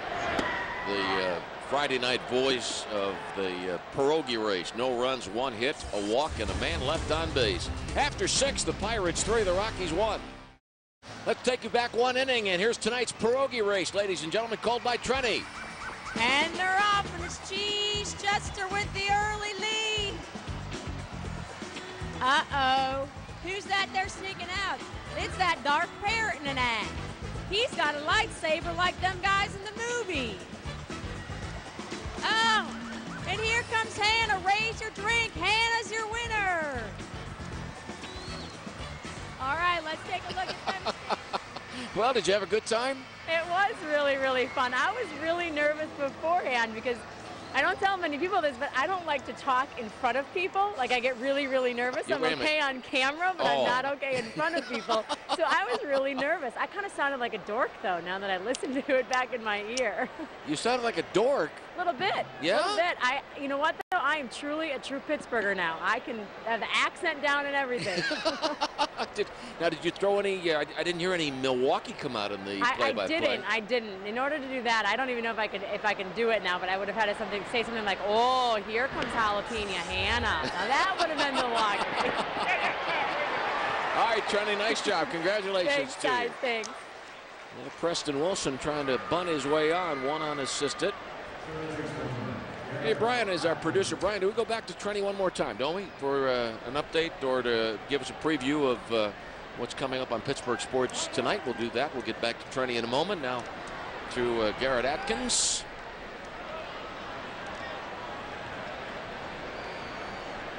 Atkins walked in the 5th and scored. 3-1 Pirates. Another quality start from Mark Redmond. Not a good night for the Altoona Curve. The Curve losing at Binghamton 9-0. Altoona held to just 2 hits. That ball game's in the 6th inning, and Altoona's committed 4 errors tonight. You know, Lanny, what would happen if looks like this one's out of here? Yes, it is. Garrett Atkins hitting his 4th home run in 7 games. And now it's 3-2 Pirates in the 7th inning. I was about to ask, what if you give up a few more runs? Does it stay a quality start? So you kind of lose it, don't you? No, you do. You can have a quality start and a bad one all at once. Look at that pitch right down the middle. That's where he's been able to stay away from all night long. Ross looked like he was set up right there, and the glove never moved.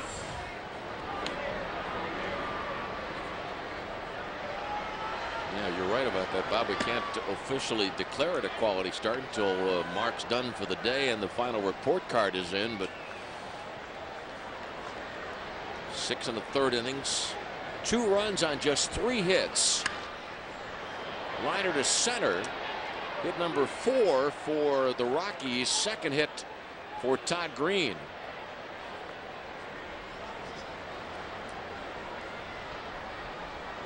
Mark Redmond having trouble against spots 5 and 6 in the Colorado batting order, with Brian Meadows warming up in the bullpen. Boy, Mac really quick with the hook here. He has seen enough. Of course, Redmond, you know, he's a couple complete games in a row. He might run out of gas early tonight. Mark can be the winner. He cannot be the loser. Now, Redmond's 9th start of the year. This will be a quality start because the largest number of runs he can give up, 3. So it is 6 1/3 innings. Pirates 3, Rockies 2. Back with more in a moment. Friends, you do not have to miss a minute of the action even while you're on the road. You can watch out-of-market Pirate games right on your computer. Sign up for MLB.TV exclusively at Pirates.com. It's MLB.TV. It means live baseball. Brian Meadows, 14th game of the year. A less than desirable earned run average.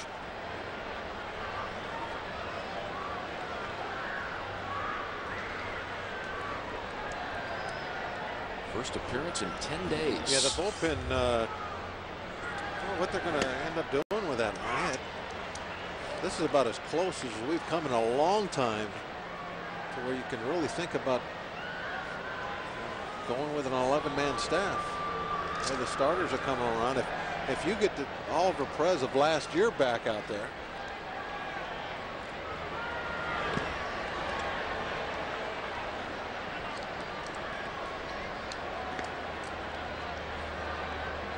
How long has it been since Vogelsong's been in the game?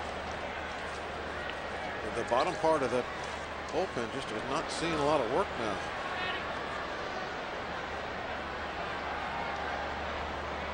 You want to borrow my glasses? Here, let me hold this out for you. May 6th. There we go. I don't have them with me tonight.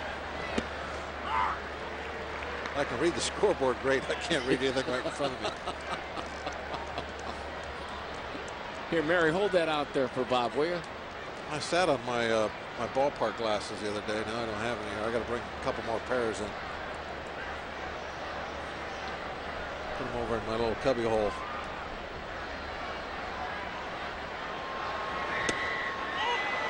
And 2-2 on Matt Holliday. 1 out. The Pirates 3 and the Rockies 2.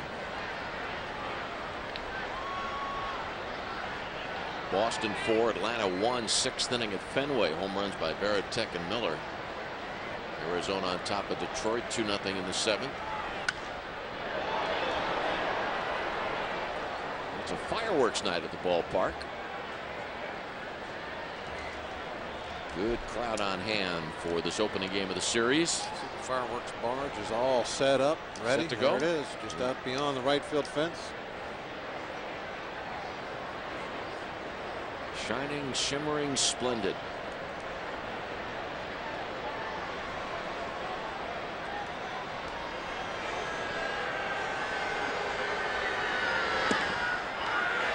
Out number 2, Holliday caught looking at strike 3.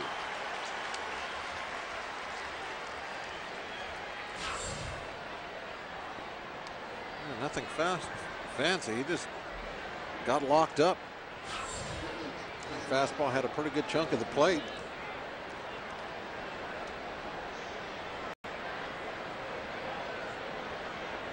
And Desi Relaford out as the pinch hitter for Moore.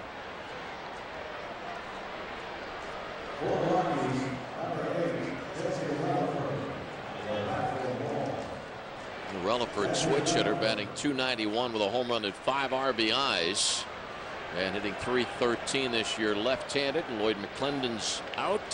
John Grabo's been getting ready in the Pirate bullpen.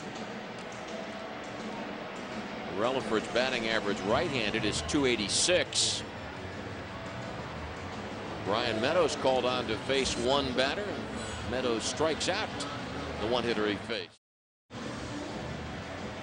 This copyrighted telecast presented by authority of the Pirates may not be reproduced or retransmitted in any form without the express written consent of the Pirates. Steve Tello is our general manager, and Paul Cassuz, our executive producer. Brian Sipe, our producer. Dennis Galloway, the director. Associate producers Mark Vidonic and Lynn Holden, and our stage manager is Mary Sipe.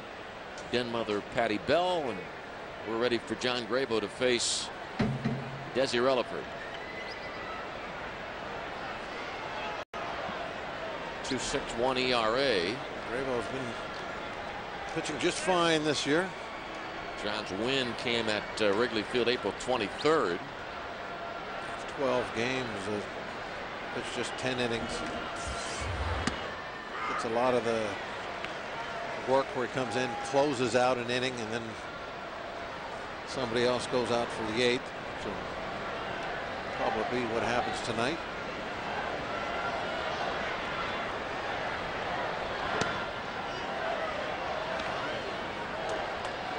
Count 1-1 on Relaford, 1 on 2 outs. Rob Makoviak hit a 3-run homer in the 4th. The Rockies scored 1 run in the 5th. Holliday's ground out getting Atkins home, and then Atkins homered here in the 7th inning. Bravo to third. Makoviak teams with Gonzalez. The force out of Green ends the inning.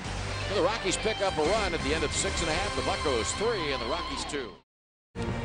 The New York Yankees against the New York Mets. Game 2 of that series with the Yankees and Mets playing tonight. 1-1 ball game in Shea Stadium. That's tomorrow at 1. Fox Saturday game of the week. Joe Buck and Tim McCarver. Relaford stays in the game to play right field. Ball hit well by Lawton down the line. Gone. Home run for Matt Lawton, 4th of the year. Pirates 4, Rockies 2. Well, he got all of that one. That ball clearing the stands.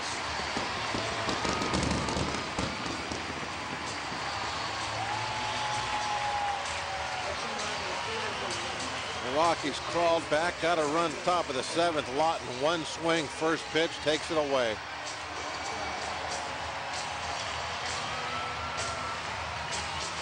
That ball's not in the air, it's floating.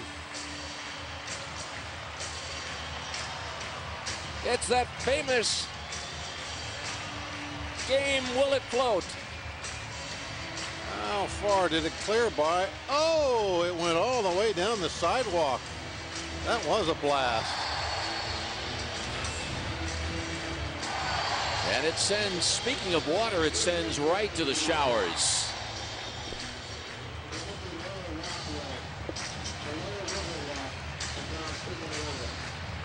Pirates using the long ball tonight for their runs. 3-run homer by Makoviak. This solo shot hit by Lawton, and the Pirates have hit 27 home runs in the month of May. Pirates 4, Rockies 2. Back with more from PNC Park in a moment. Matt Lawton accounts for the Pirates' 4th run and drives the Rocky starter Jamie Wright out of the ball game. Yun Kim, 14th appearance, no wins, 3 losses. Picked up from Boston in late March.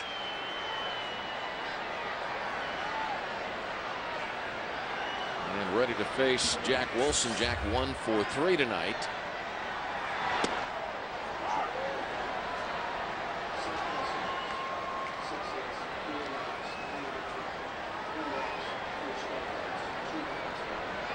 Kim's got that sidearm sweeping breaking ball. Gives a right-hand hitter such a tough time with it.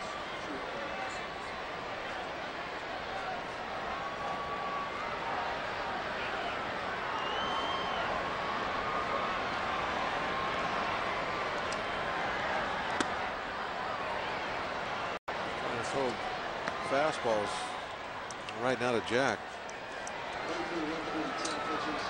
Got that hesitation right at the top of his windup. Right there, comes to a stop. Something the umpires don't allow Oliver Perez to do anymore.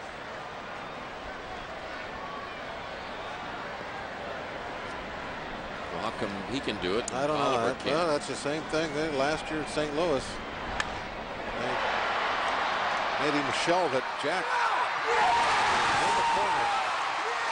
In the notch, Jack around second. Throw to third, he's safe. That away, Jack, get that bat going.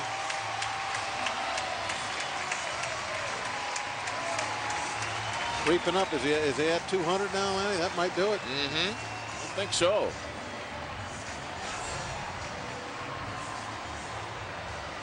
Holiday unable to make the catch as he headed towards the deepest part of the ballpark. Holiday actually, I think, just ticked that ball. Tried to make the play.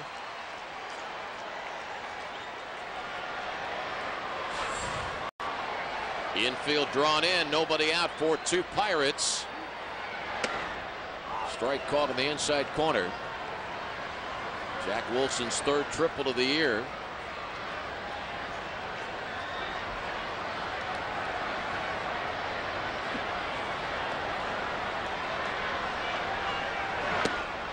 Truck tells me that Jack's average is at 194. Yeah, still got some work to do, Jack. Yep.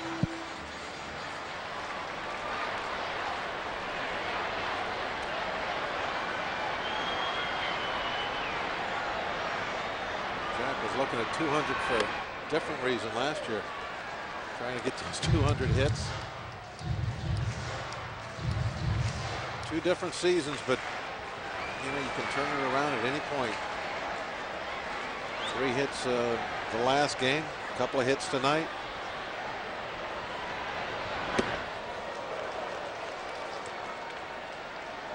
Kim almost threw a wild pitch. Trying to fling that one back to the Stones.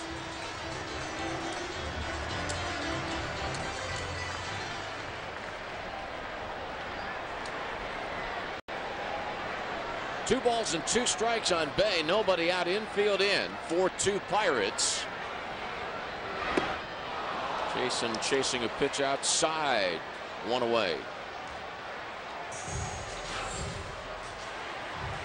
When the fastball comes back at you, and that hard slider goes the other direction.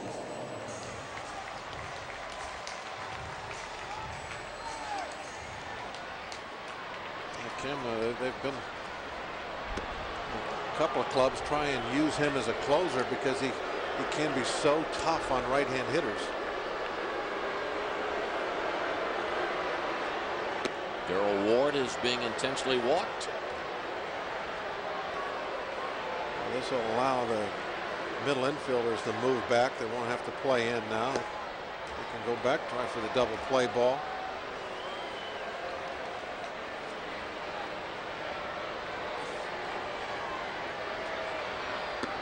A standard move.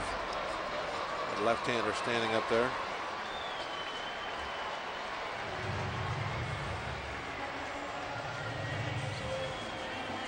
First and third, one out. Acevedo warming up in the bullpen. It's been a tough homestand for Jason Bay. Jason has one hit in his last 14 at bats. The one hit home run.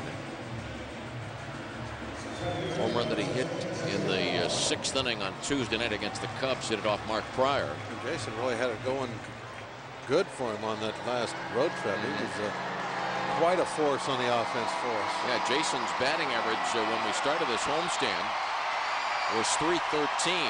He came into this game with a mark of .293 and is 0 for 4. And Jason Bay had an 11-game hitting streak stopped last Saturday night. First and third, one out.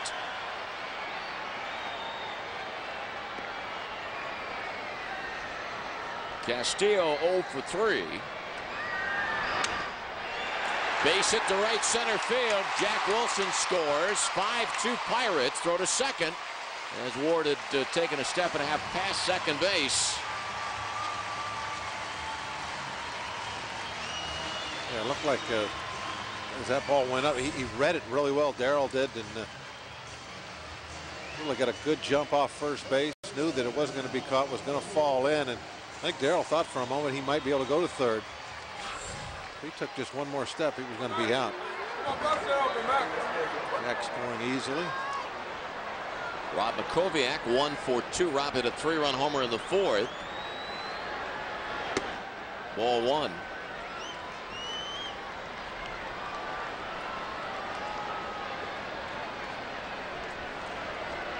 Rob hitting .320 now.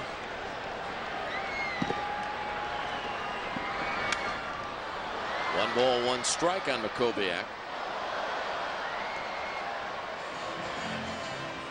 Bucks and Rockies tomorrow night, 7:05. Hope you'll make plans to be with us. Oliver Perez versus Jason Jennings. Oliver Perez bobblehead night tomorrow night. One ball, two strikes, and the Pirates play the Rockies on Sunday. To get your tickets, call 1-800-BUY-BUCKS or log on to Pirates.com. The Pirates fly to St. Louis Sunday night, play the Cardinals Monday, Tuesday, Wednesday. And then 4 against the Reds, come back home for a Memorial Day game against the Florida Marlins, 1:35 on May the 30th.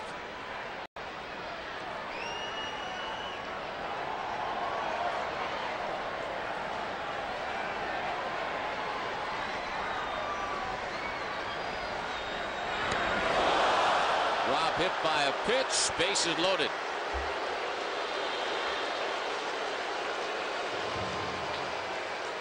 Kim, when he's tried to go to that side of the plate with a fastball, he's been real wild tonight. So I don't think that was a purpose pitch. I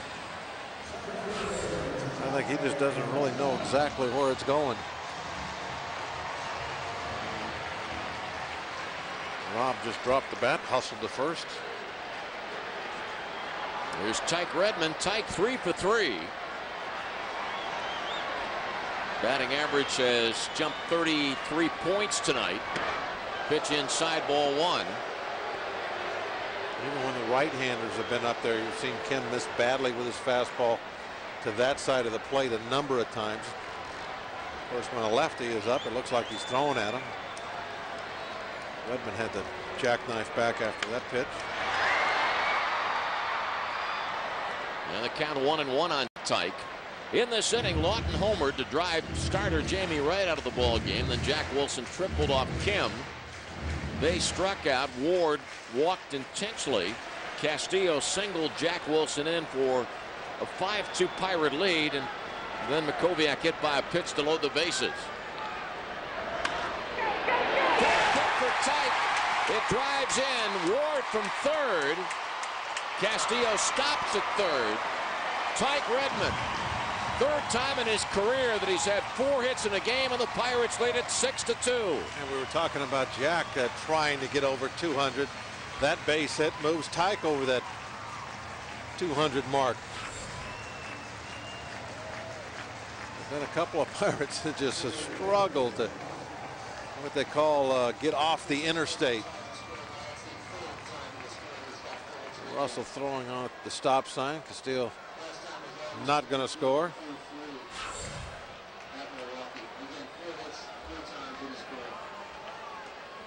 David Ross, 8th Pirate to bat of the inning. The Bucs scored 3 in the 4th. 3 more Pirate runs in the 7th inning. Bases loaded. And Ross takes a pitch on the inside corner for a strike.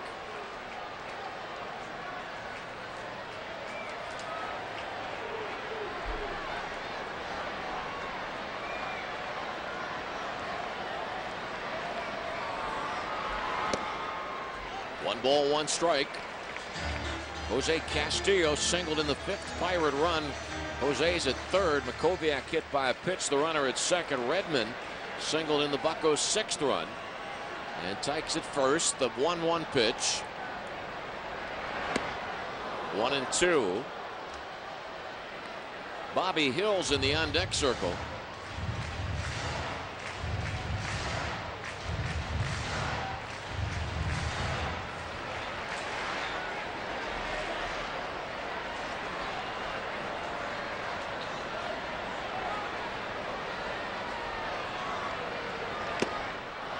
Foul tip, strike 3, 2 outs.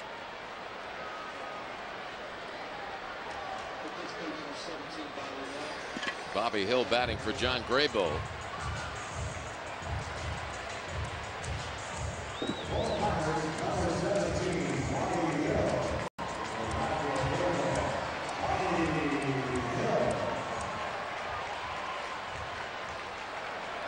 Hill's averaged .260.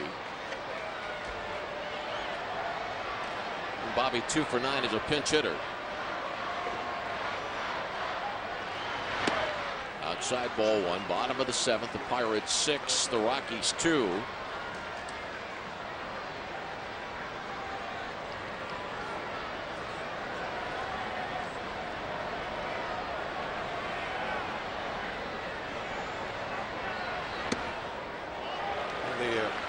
The extra players are kind of in the same boat as some of our bullpen guys. As the team starts playing better, they're seeing less and less playing time. Castillo healthy. Makoviak hitting the ball so well. We're seeing a lot of Hill earlier. Freddie Sanchez was playing a lot.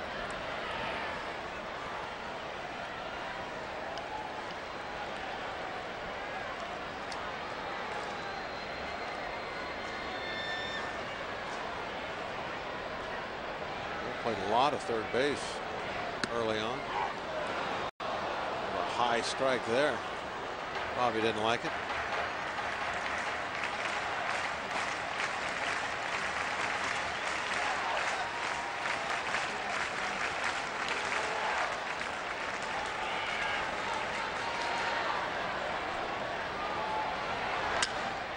Looper, base hit by Bobby Hill that drives in Castillo. Makoviak stopped at third. Bases remain loaded. 7-2 Pirates.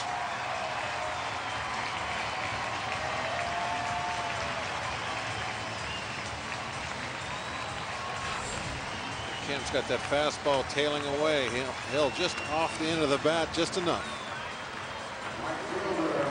Arms couldn't come up with it. And the merry-go-round just keeps circling. Everybody just moving 90 feet at a time. All right, let's see if Matt Lawton can hit 2 home runs in the same inning. If memory serves me correctly, it's only been done 4 times in Pirate history. Line shot to right, base hit. Lawton's second hit of the inning. Makoviak scores. Redmond scores. Out at third. But add 2 more runs, as Redmond was able to cross the plate before Hill was thrown out at third base. Now the Pirates score 6 runs in the bottom of the 7th. The Pirates 9 and the Rockies 2. Matt Lawton started the inning with a home run. He ends the inning with a 2-run single. Well, welcome back to PNC Park. Right after the game, we'll have Pittsburgh Sports Tonight with Dan Potash and Brent Stover in studio. We, of course, will have a complete wrap-up of this game, including post-game comments from the Buccos. We'll also hear from the Steelers' second-round pick, cornerback Bryant McFadden. And also, guys, we're going to honor one of our own part of the broadcast team tonight, Greg Brown, and all the other Pirates and Pirates employees, including Lanny. I know you were out last night at the Gloves for Kids event. It's our FSN MVP this week. It was a great event last night out at Dick's Sporting Goods in Robinson. So that is our MVP, Greg Brown, our most valuable player this week, guys. Yes, indeed. No question about it. No doubt about it. Hey, Trenny, who's the leading candidate to be your post-game guest right now? That's tough. You know, at first I was going to go with Rob Makoviak because he had a 3-run home run, but Matt Lawton did hit a ball into the river. That may have to warrant getting a post-game interview because not that many guys hit it. It was out of bounds, but it still made it into the drink. All right. Any suggestions? No, whatever. Hey, you're the expert in that regard. Whatever you say. What is this? We skipped our prom to be here? All right. Well, Rick White's 16th appearance of the year. All for fireworks. Pirates fireworks. 9 Bucco runs. Lawton 3 RBIs, Makoviak 3, 1 each. Castillo, Tyke Redmond, and Bobby Hill. With Corey Sullivan pinch hitting for Kim.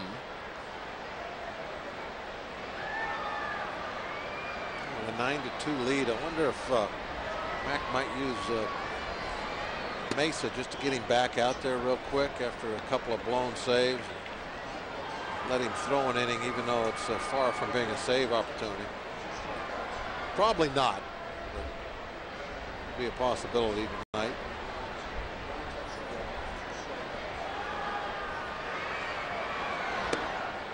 Really, with somebody like Mesa, you're not going to shake him up as far as his head. He's as confident and easygoing as he can be right now. He knows that closers are going to lose a couple of games here and there. It comes with the territory. Kent Tekulve always said the best trait for a closer is to have a short memory. Yep.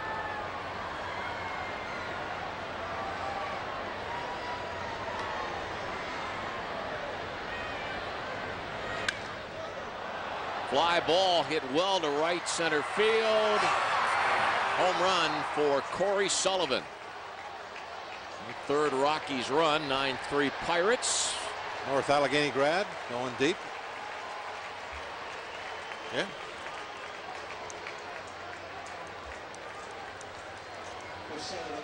Played Little League with Tommy. I've seen him hit Little League home runs.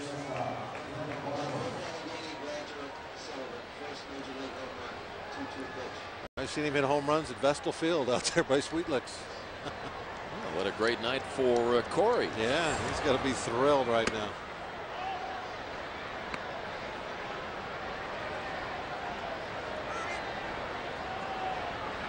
Got to be thrilled with that. Played ball at Wake Forest.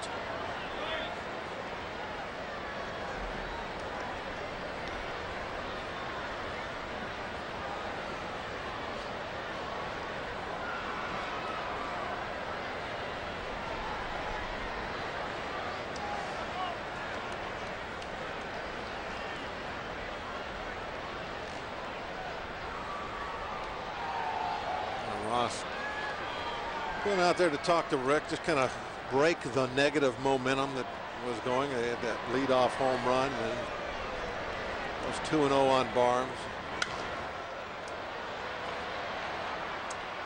Base hit to right field by Barmes. His first hit of the night. Barmes really does just kind of lock in toward right center with his approach, try to drive the ball that way just about every swing he takes. And that usually will pay off with a pretty good batting average. Not trying to pull the ball. Now Gonzalez, one on, nobody out. 9-3 Pirates.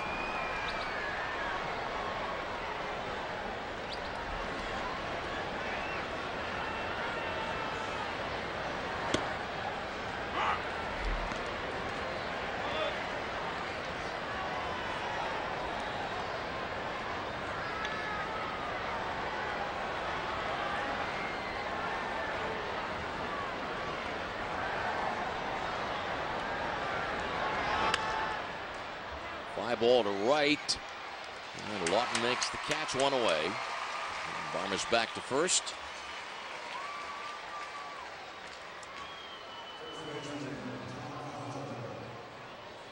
Trying to read a little bit more about Corey Sullivan. Born in Tulsa, now lives in Evanston, Wyoming. And missed all of last year with an elbow problem. Had reconstructive elbow surgery.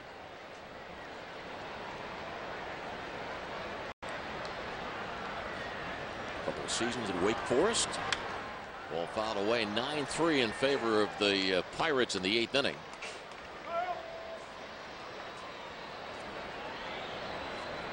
What year would he have graduated from North Allegheny?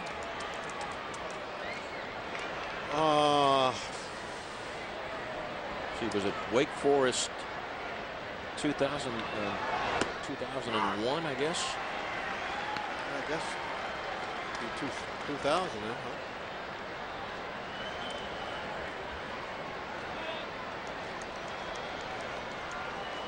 How old does he say he is? 25. Is he born in 80 or 79? Born in 79. I'm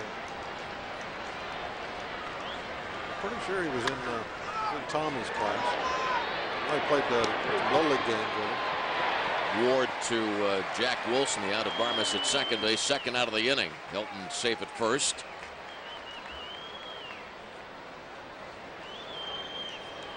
Well, he was at Wake Forest. Was at a junior college for 2 years. Okay, that's why I wanted to say 98, but then you said, because I know that Tommy didn't graduate high school in 2000.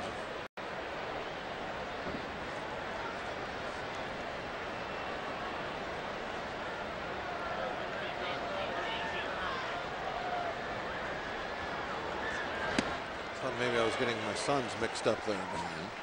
That happens when you get older. Calling the wrong name.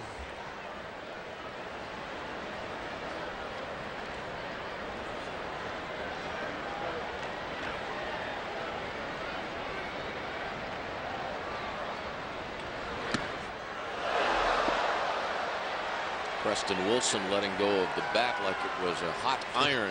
Not his best swing he's ever taken. Tries to check the swing, and the momentum of the bat just takes it right out of his hand.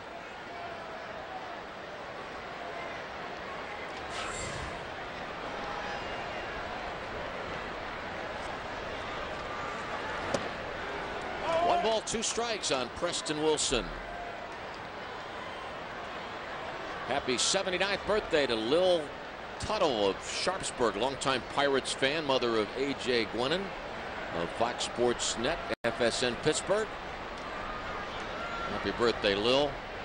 Celebrating with a 9-3 Pirate advantage in the 8th inning. Preston Wilson singles to right, Helton to second base. 3 hits off Rick White in the inning.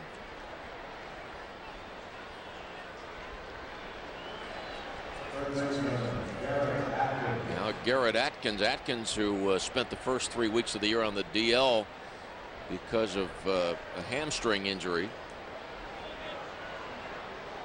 He had his 4th home run in the 7th inning. We're now in the 8th. The Pirates 9 and the Rockies 3. Mark Redmond in line to win his 3rd of the year. Mark 6 1/3 innings. Allowed only 4 hits and 2 runs. 9 starts for Mark Redmond, 9 quality starts.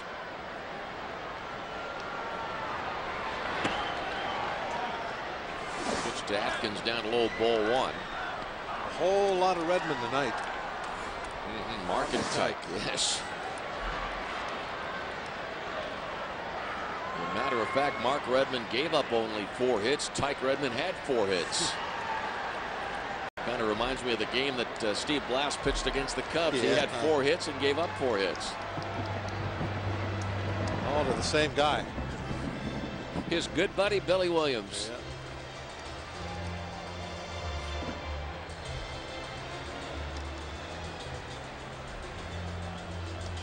You come into a game like this, you know you got that big cushion, but you sure hate to use any of it. Yeah. You're hoping to have a nice quick couple of innings, but Rick is having to really work at it.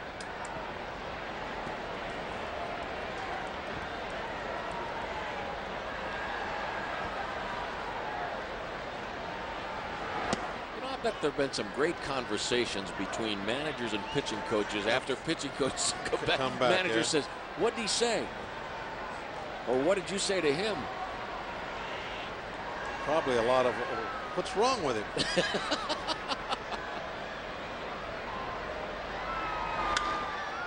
Looper to right.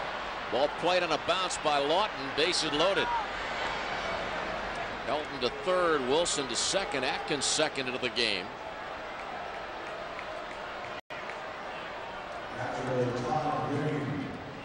Guessing that's Mike Gonzalez in our pen. Yep. Solomon up with him. Mike is the lefty.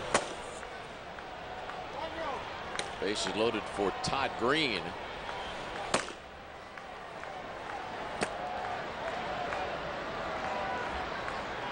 Bases loaded. There are 2 outs. A run in by way of Corey Sullivan's first major league home run.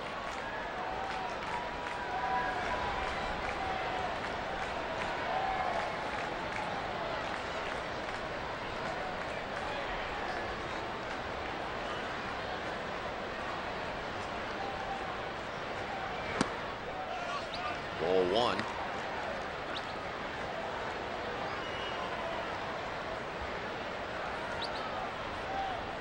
Robin Kovac hit a 3-run homer in the 4th. Then it was a 3-2 ball game going into the 7th inning stretch. The Pirates scored 6 runs in the bottom of the 7th inning.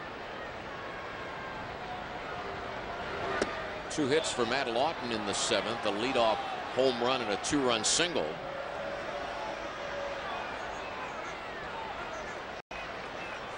Four runs charged against Jamie Wright, the starter of the Rockies, and 5 runs against the report card of Yen Kim. Bases loaded, 2 outs, the 2-ball pitch.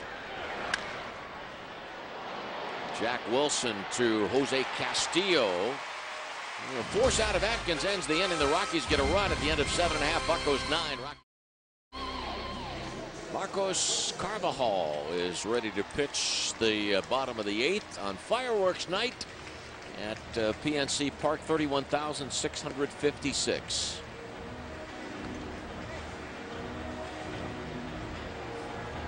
Years of age, currently the youngest player in the big leagues. Sporting a great ERA, 188.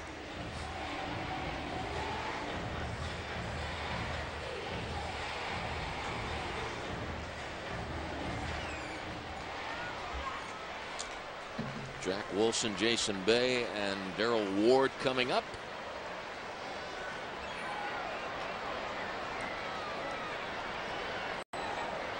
Jack 3 hits on Wednesday, 2 hits today. It's been a great night so far. Super crowd here. They've seen the Bucs have good pitching. Seen a couple of long balls, 1 hopper into the river. Seen a local kid get his first major league home run. And they got a big lead. And Jack has his second straight 3-hit game. Throw to second. Stand up double. Single, triple, double for Jack. I've seen 2 Pirate hitters now get over that 200 mark tonight. That'll get Jack over it. I don't know if I can take all this good fortune here. And it's something I said earlier, if only we could have won those 2 games against the Cubs. You're right about that. Finish it all off with great fireworks as usual.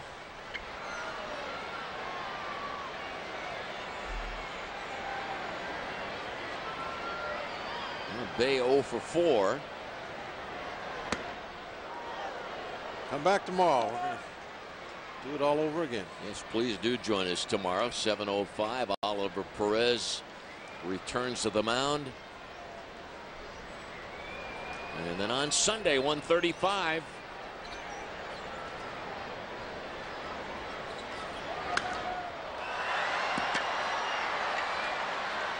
Buccos winning 2 out of 3 in Houston, 3 of 4 in Arizona, 2 of 3 in San Francisco, winning 2 of 3 over the Milwaukee Brewers last weekend. I'm not going to take anything for granted, but if we do have a good weekend here against the Rockies, we're going to be looking forward to that Cardinal series. Kind of a little bit of a measuring stick as to the kind of progress we've made.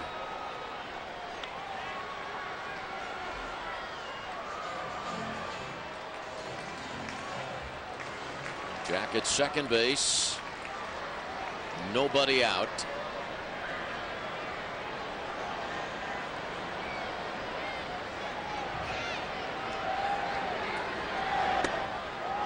And it's 2-2.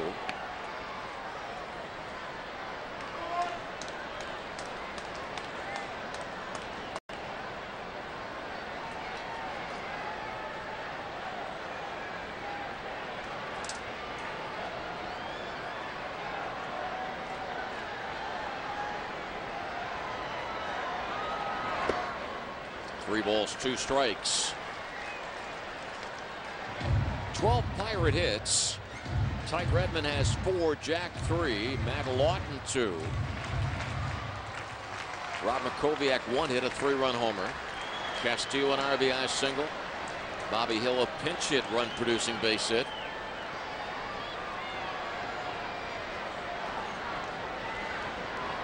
Carvajal ready with a 3-2 pitch. Fly ball to left. Jack tagging at second. But he'll not break for third. 1 out.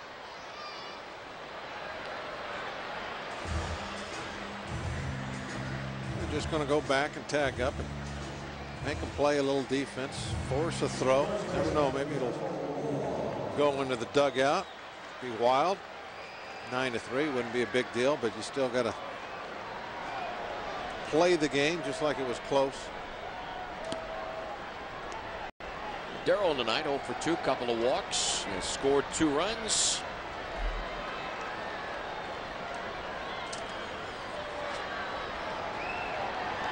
Quality start tonight, authored by Mark Redmond, of the last 15 Pirate games, going back to the Tuesday game in Houston that opened the previous road trip. The Pirates have had 13 quality starts in the last 15 games.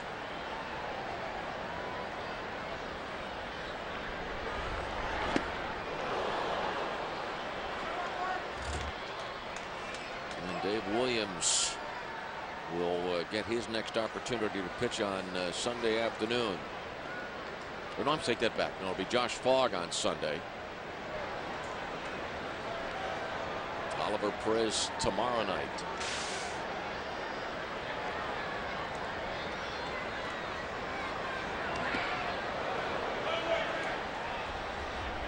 Just missing a little low. 1 ball, 2 strikes. In the 9th inning for the Rockies, hitters 7, 8, and 9. Colorado Rockies ball club that has won 12 games this year. They have been victorious only twice on the road.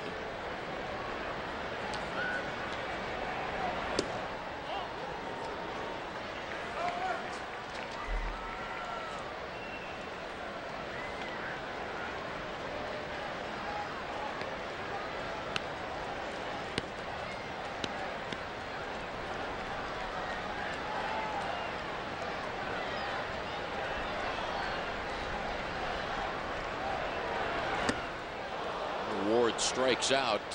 Second out of the inning.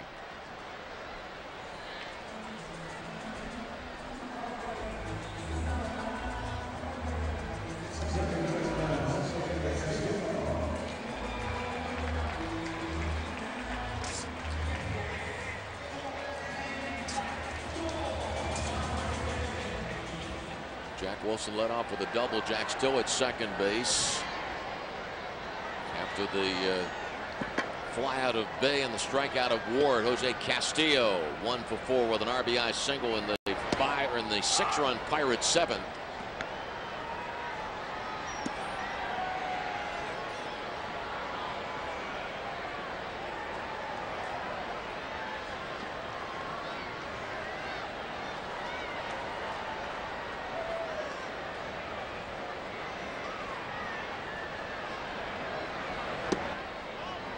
Ball, 1 strike.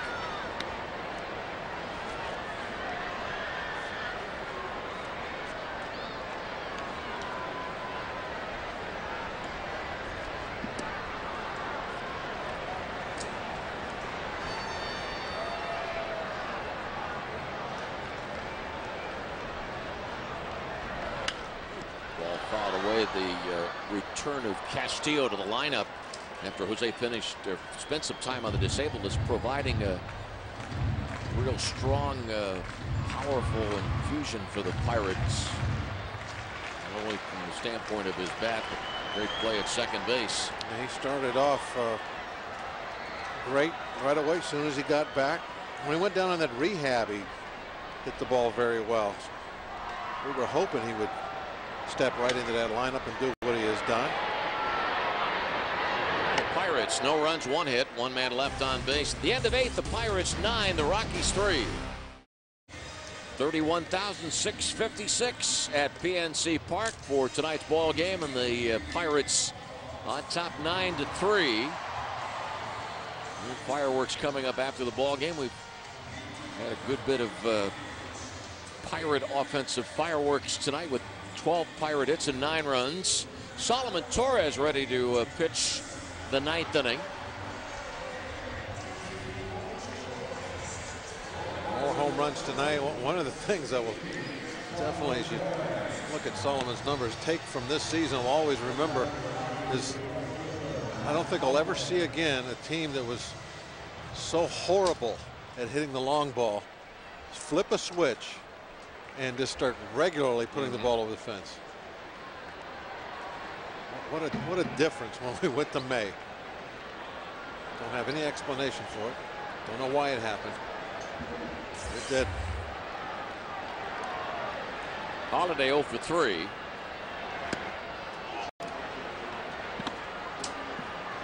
Also thought the Pirate defense was pretty shaky the first, what, 3.5, 4 weeks of the year. Spring training. Watching all that through spring training, and as you said early on in the season, I thought, boy, our defense is really going to give us problems, but that has not been the case. Especially when you consider guys have had to really move around. That one will be caught.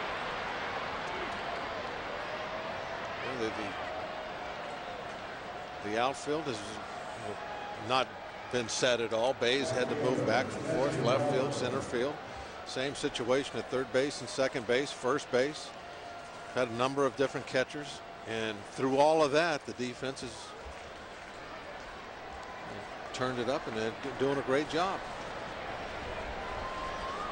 Desi Relaford, the batter, 1 on, nobody out, 9th inning, 9-3 Pirates.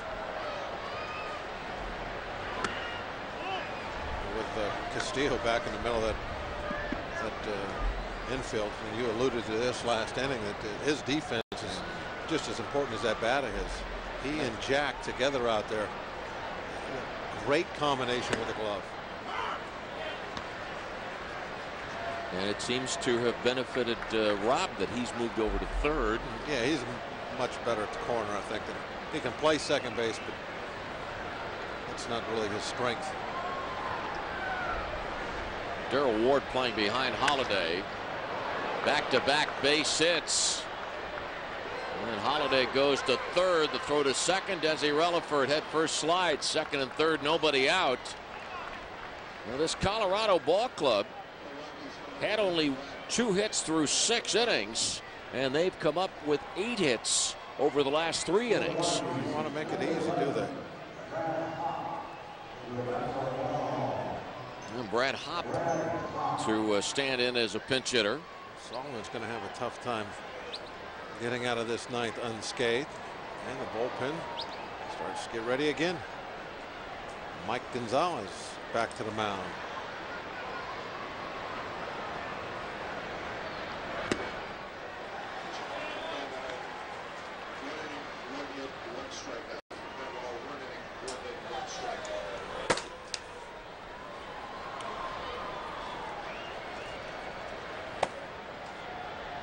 Now the starters are the pitchers of record, Mark Redmond and Jamie Wright.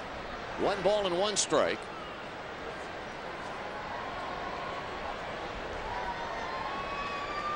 The big play early in this game was the comebacker hit by Castillo in the 4th inning. It should have been a double play for the Rockies that would have ended the 4th inning. And then right after that, Makoviak hit a 3-run homer, and the Pirates had a 3-0 lead after 4. The Rockies got 1 run in the 5th and 1 in the 7th. So it was a 3-2 ball game, and then the Pirates exploded for 6 runs in the bottom of the 7th inning. And the play up until the 7th, that play was the story of the game.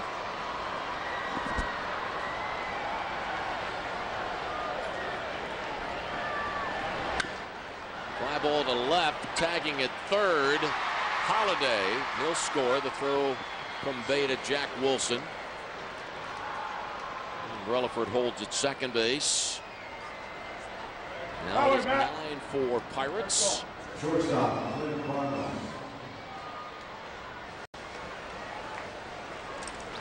And Clint Barmas 1 for 4. See the Rocky bench congratulate. But at that point, it's really not a happy bench. You can't trade outs for runs. Not now.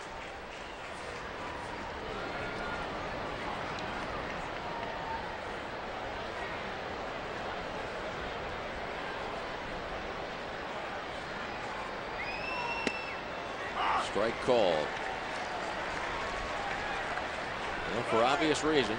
Good bit of talk about Lawton's 3 RBIs and Makoviak's 3 and the good pitching of Mark Redmond.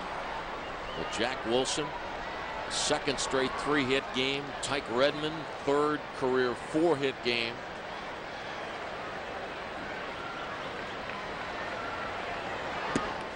And 1 and 2. We have seen Tyke get hit or get hot and hit 350 for a 2-month period. Is that what's starting to happen with Tyke? Is he starting to get in that zone? Well, he's gotten a chance to play a bit more in center field with Craig Wilson on the disabled list. 1-2 pitch. Barmas is out on the play. Relaford goes to third. 2 outs in the 9th inning. Pittsburgh Sports Tonight coming up, and of course Trinity's going to have an interview. And then tomorrow night, 7:05. If your schedule permits, join us here at the ballpark. We'd love to see you. And our next telecast will be Sunday afternoon. Gonzalez.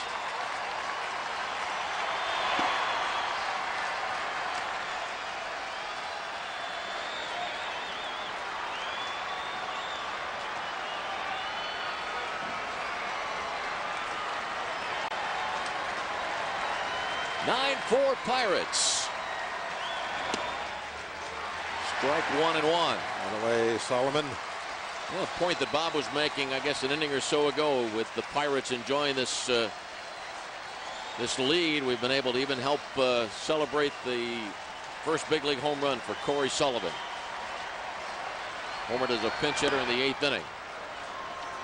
Got it off Rick White, somebody he probably saw pitch at Three River Stadium years ago. And Rick was with us the first time.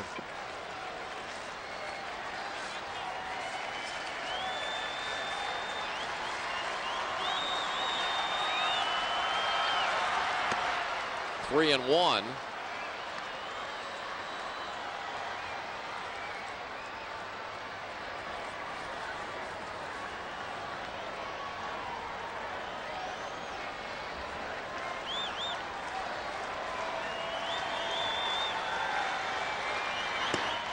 3-2. Come on, everybody stand up. Let's go. Come on, everybody up. Bob speaks, the multitude listens. Throw it across. And there was no doubt about it. Mark Redmond, the winner, 3-3. The Pirates defeat the Colorado Rockies 9-4. Redmond, the winner. Home runs, Rob Makoviak, 3-run shot. Matt Lawton, solo home run. Lawton, 3 RBIs. Friends, thanks for being with us. And if you can, join us here at the ballpark tomorrow night. Game time, 7:05. Thank you very much. 9-4 Buccos, and now to Pittsburgh Sports Tonight.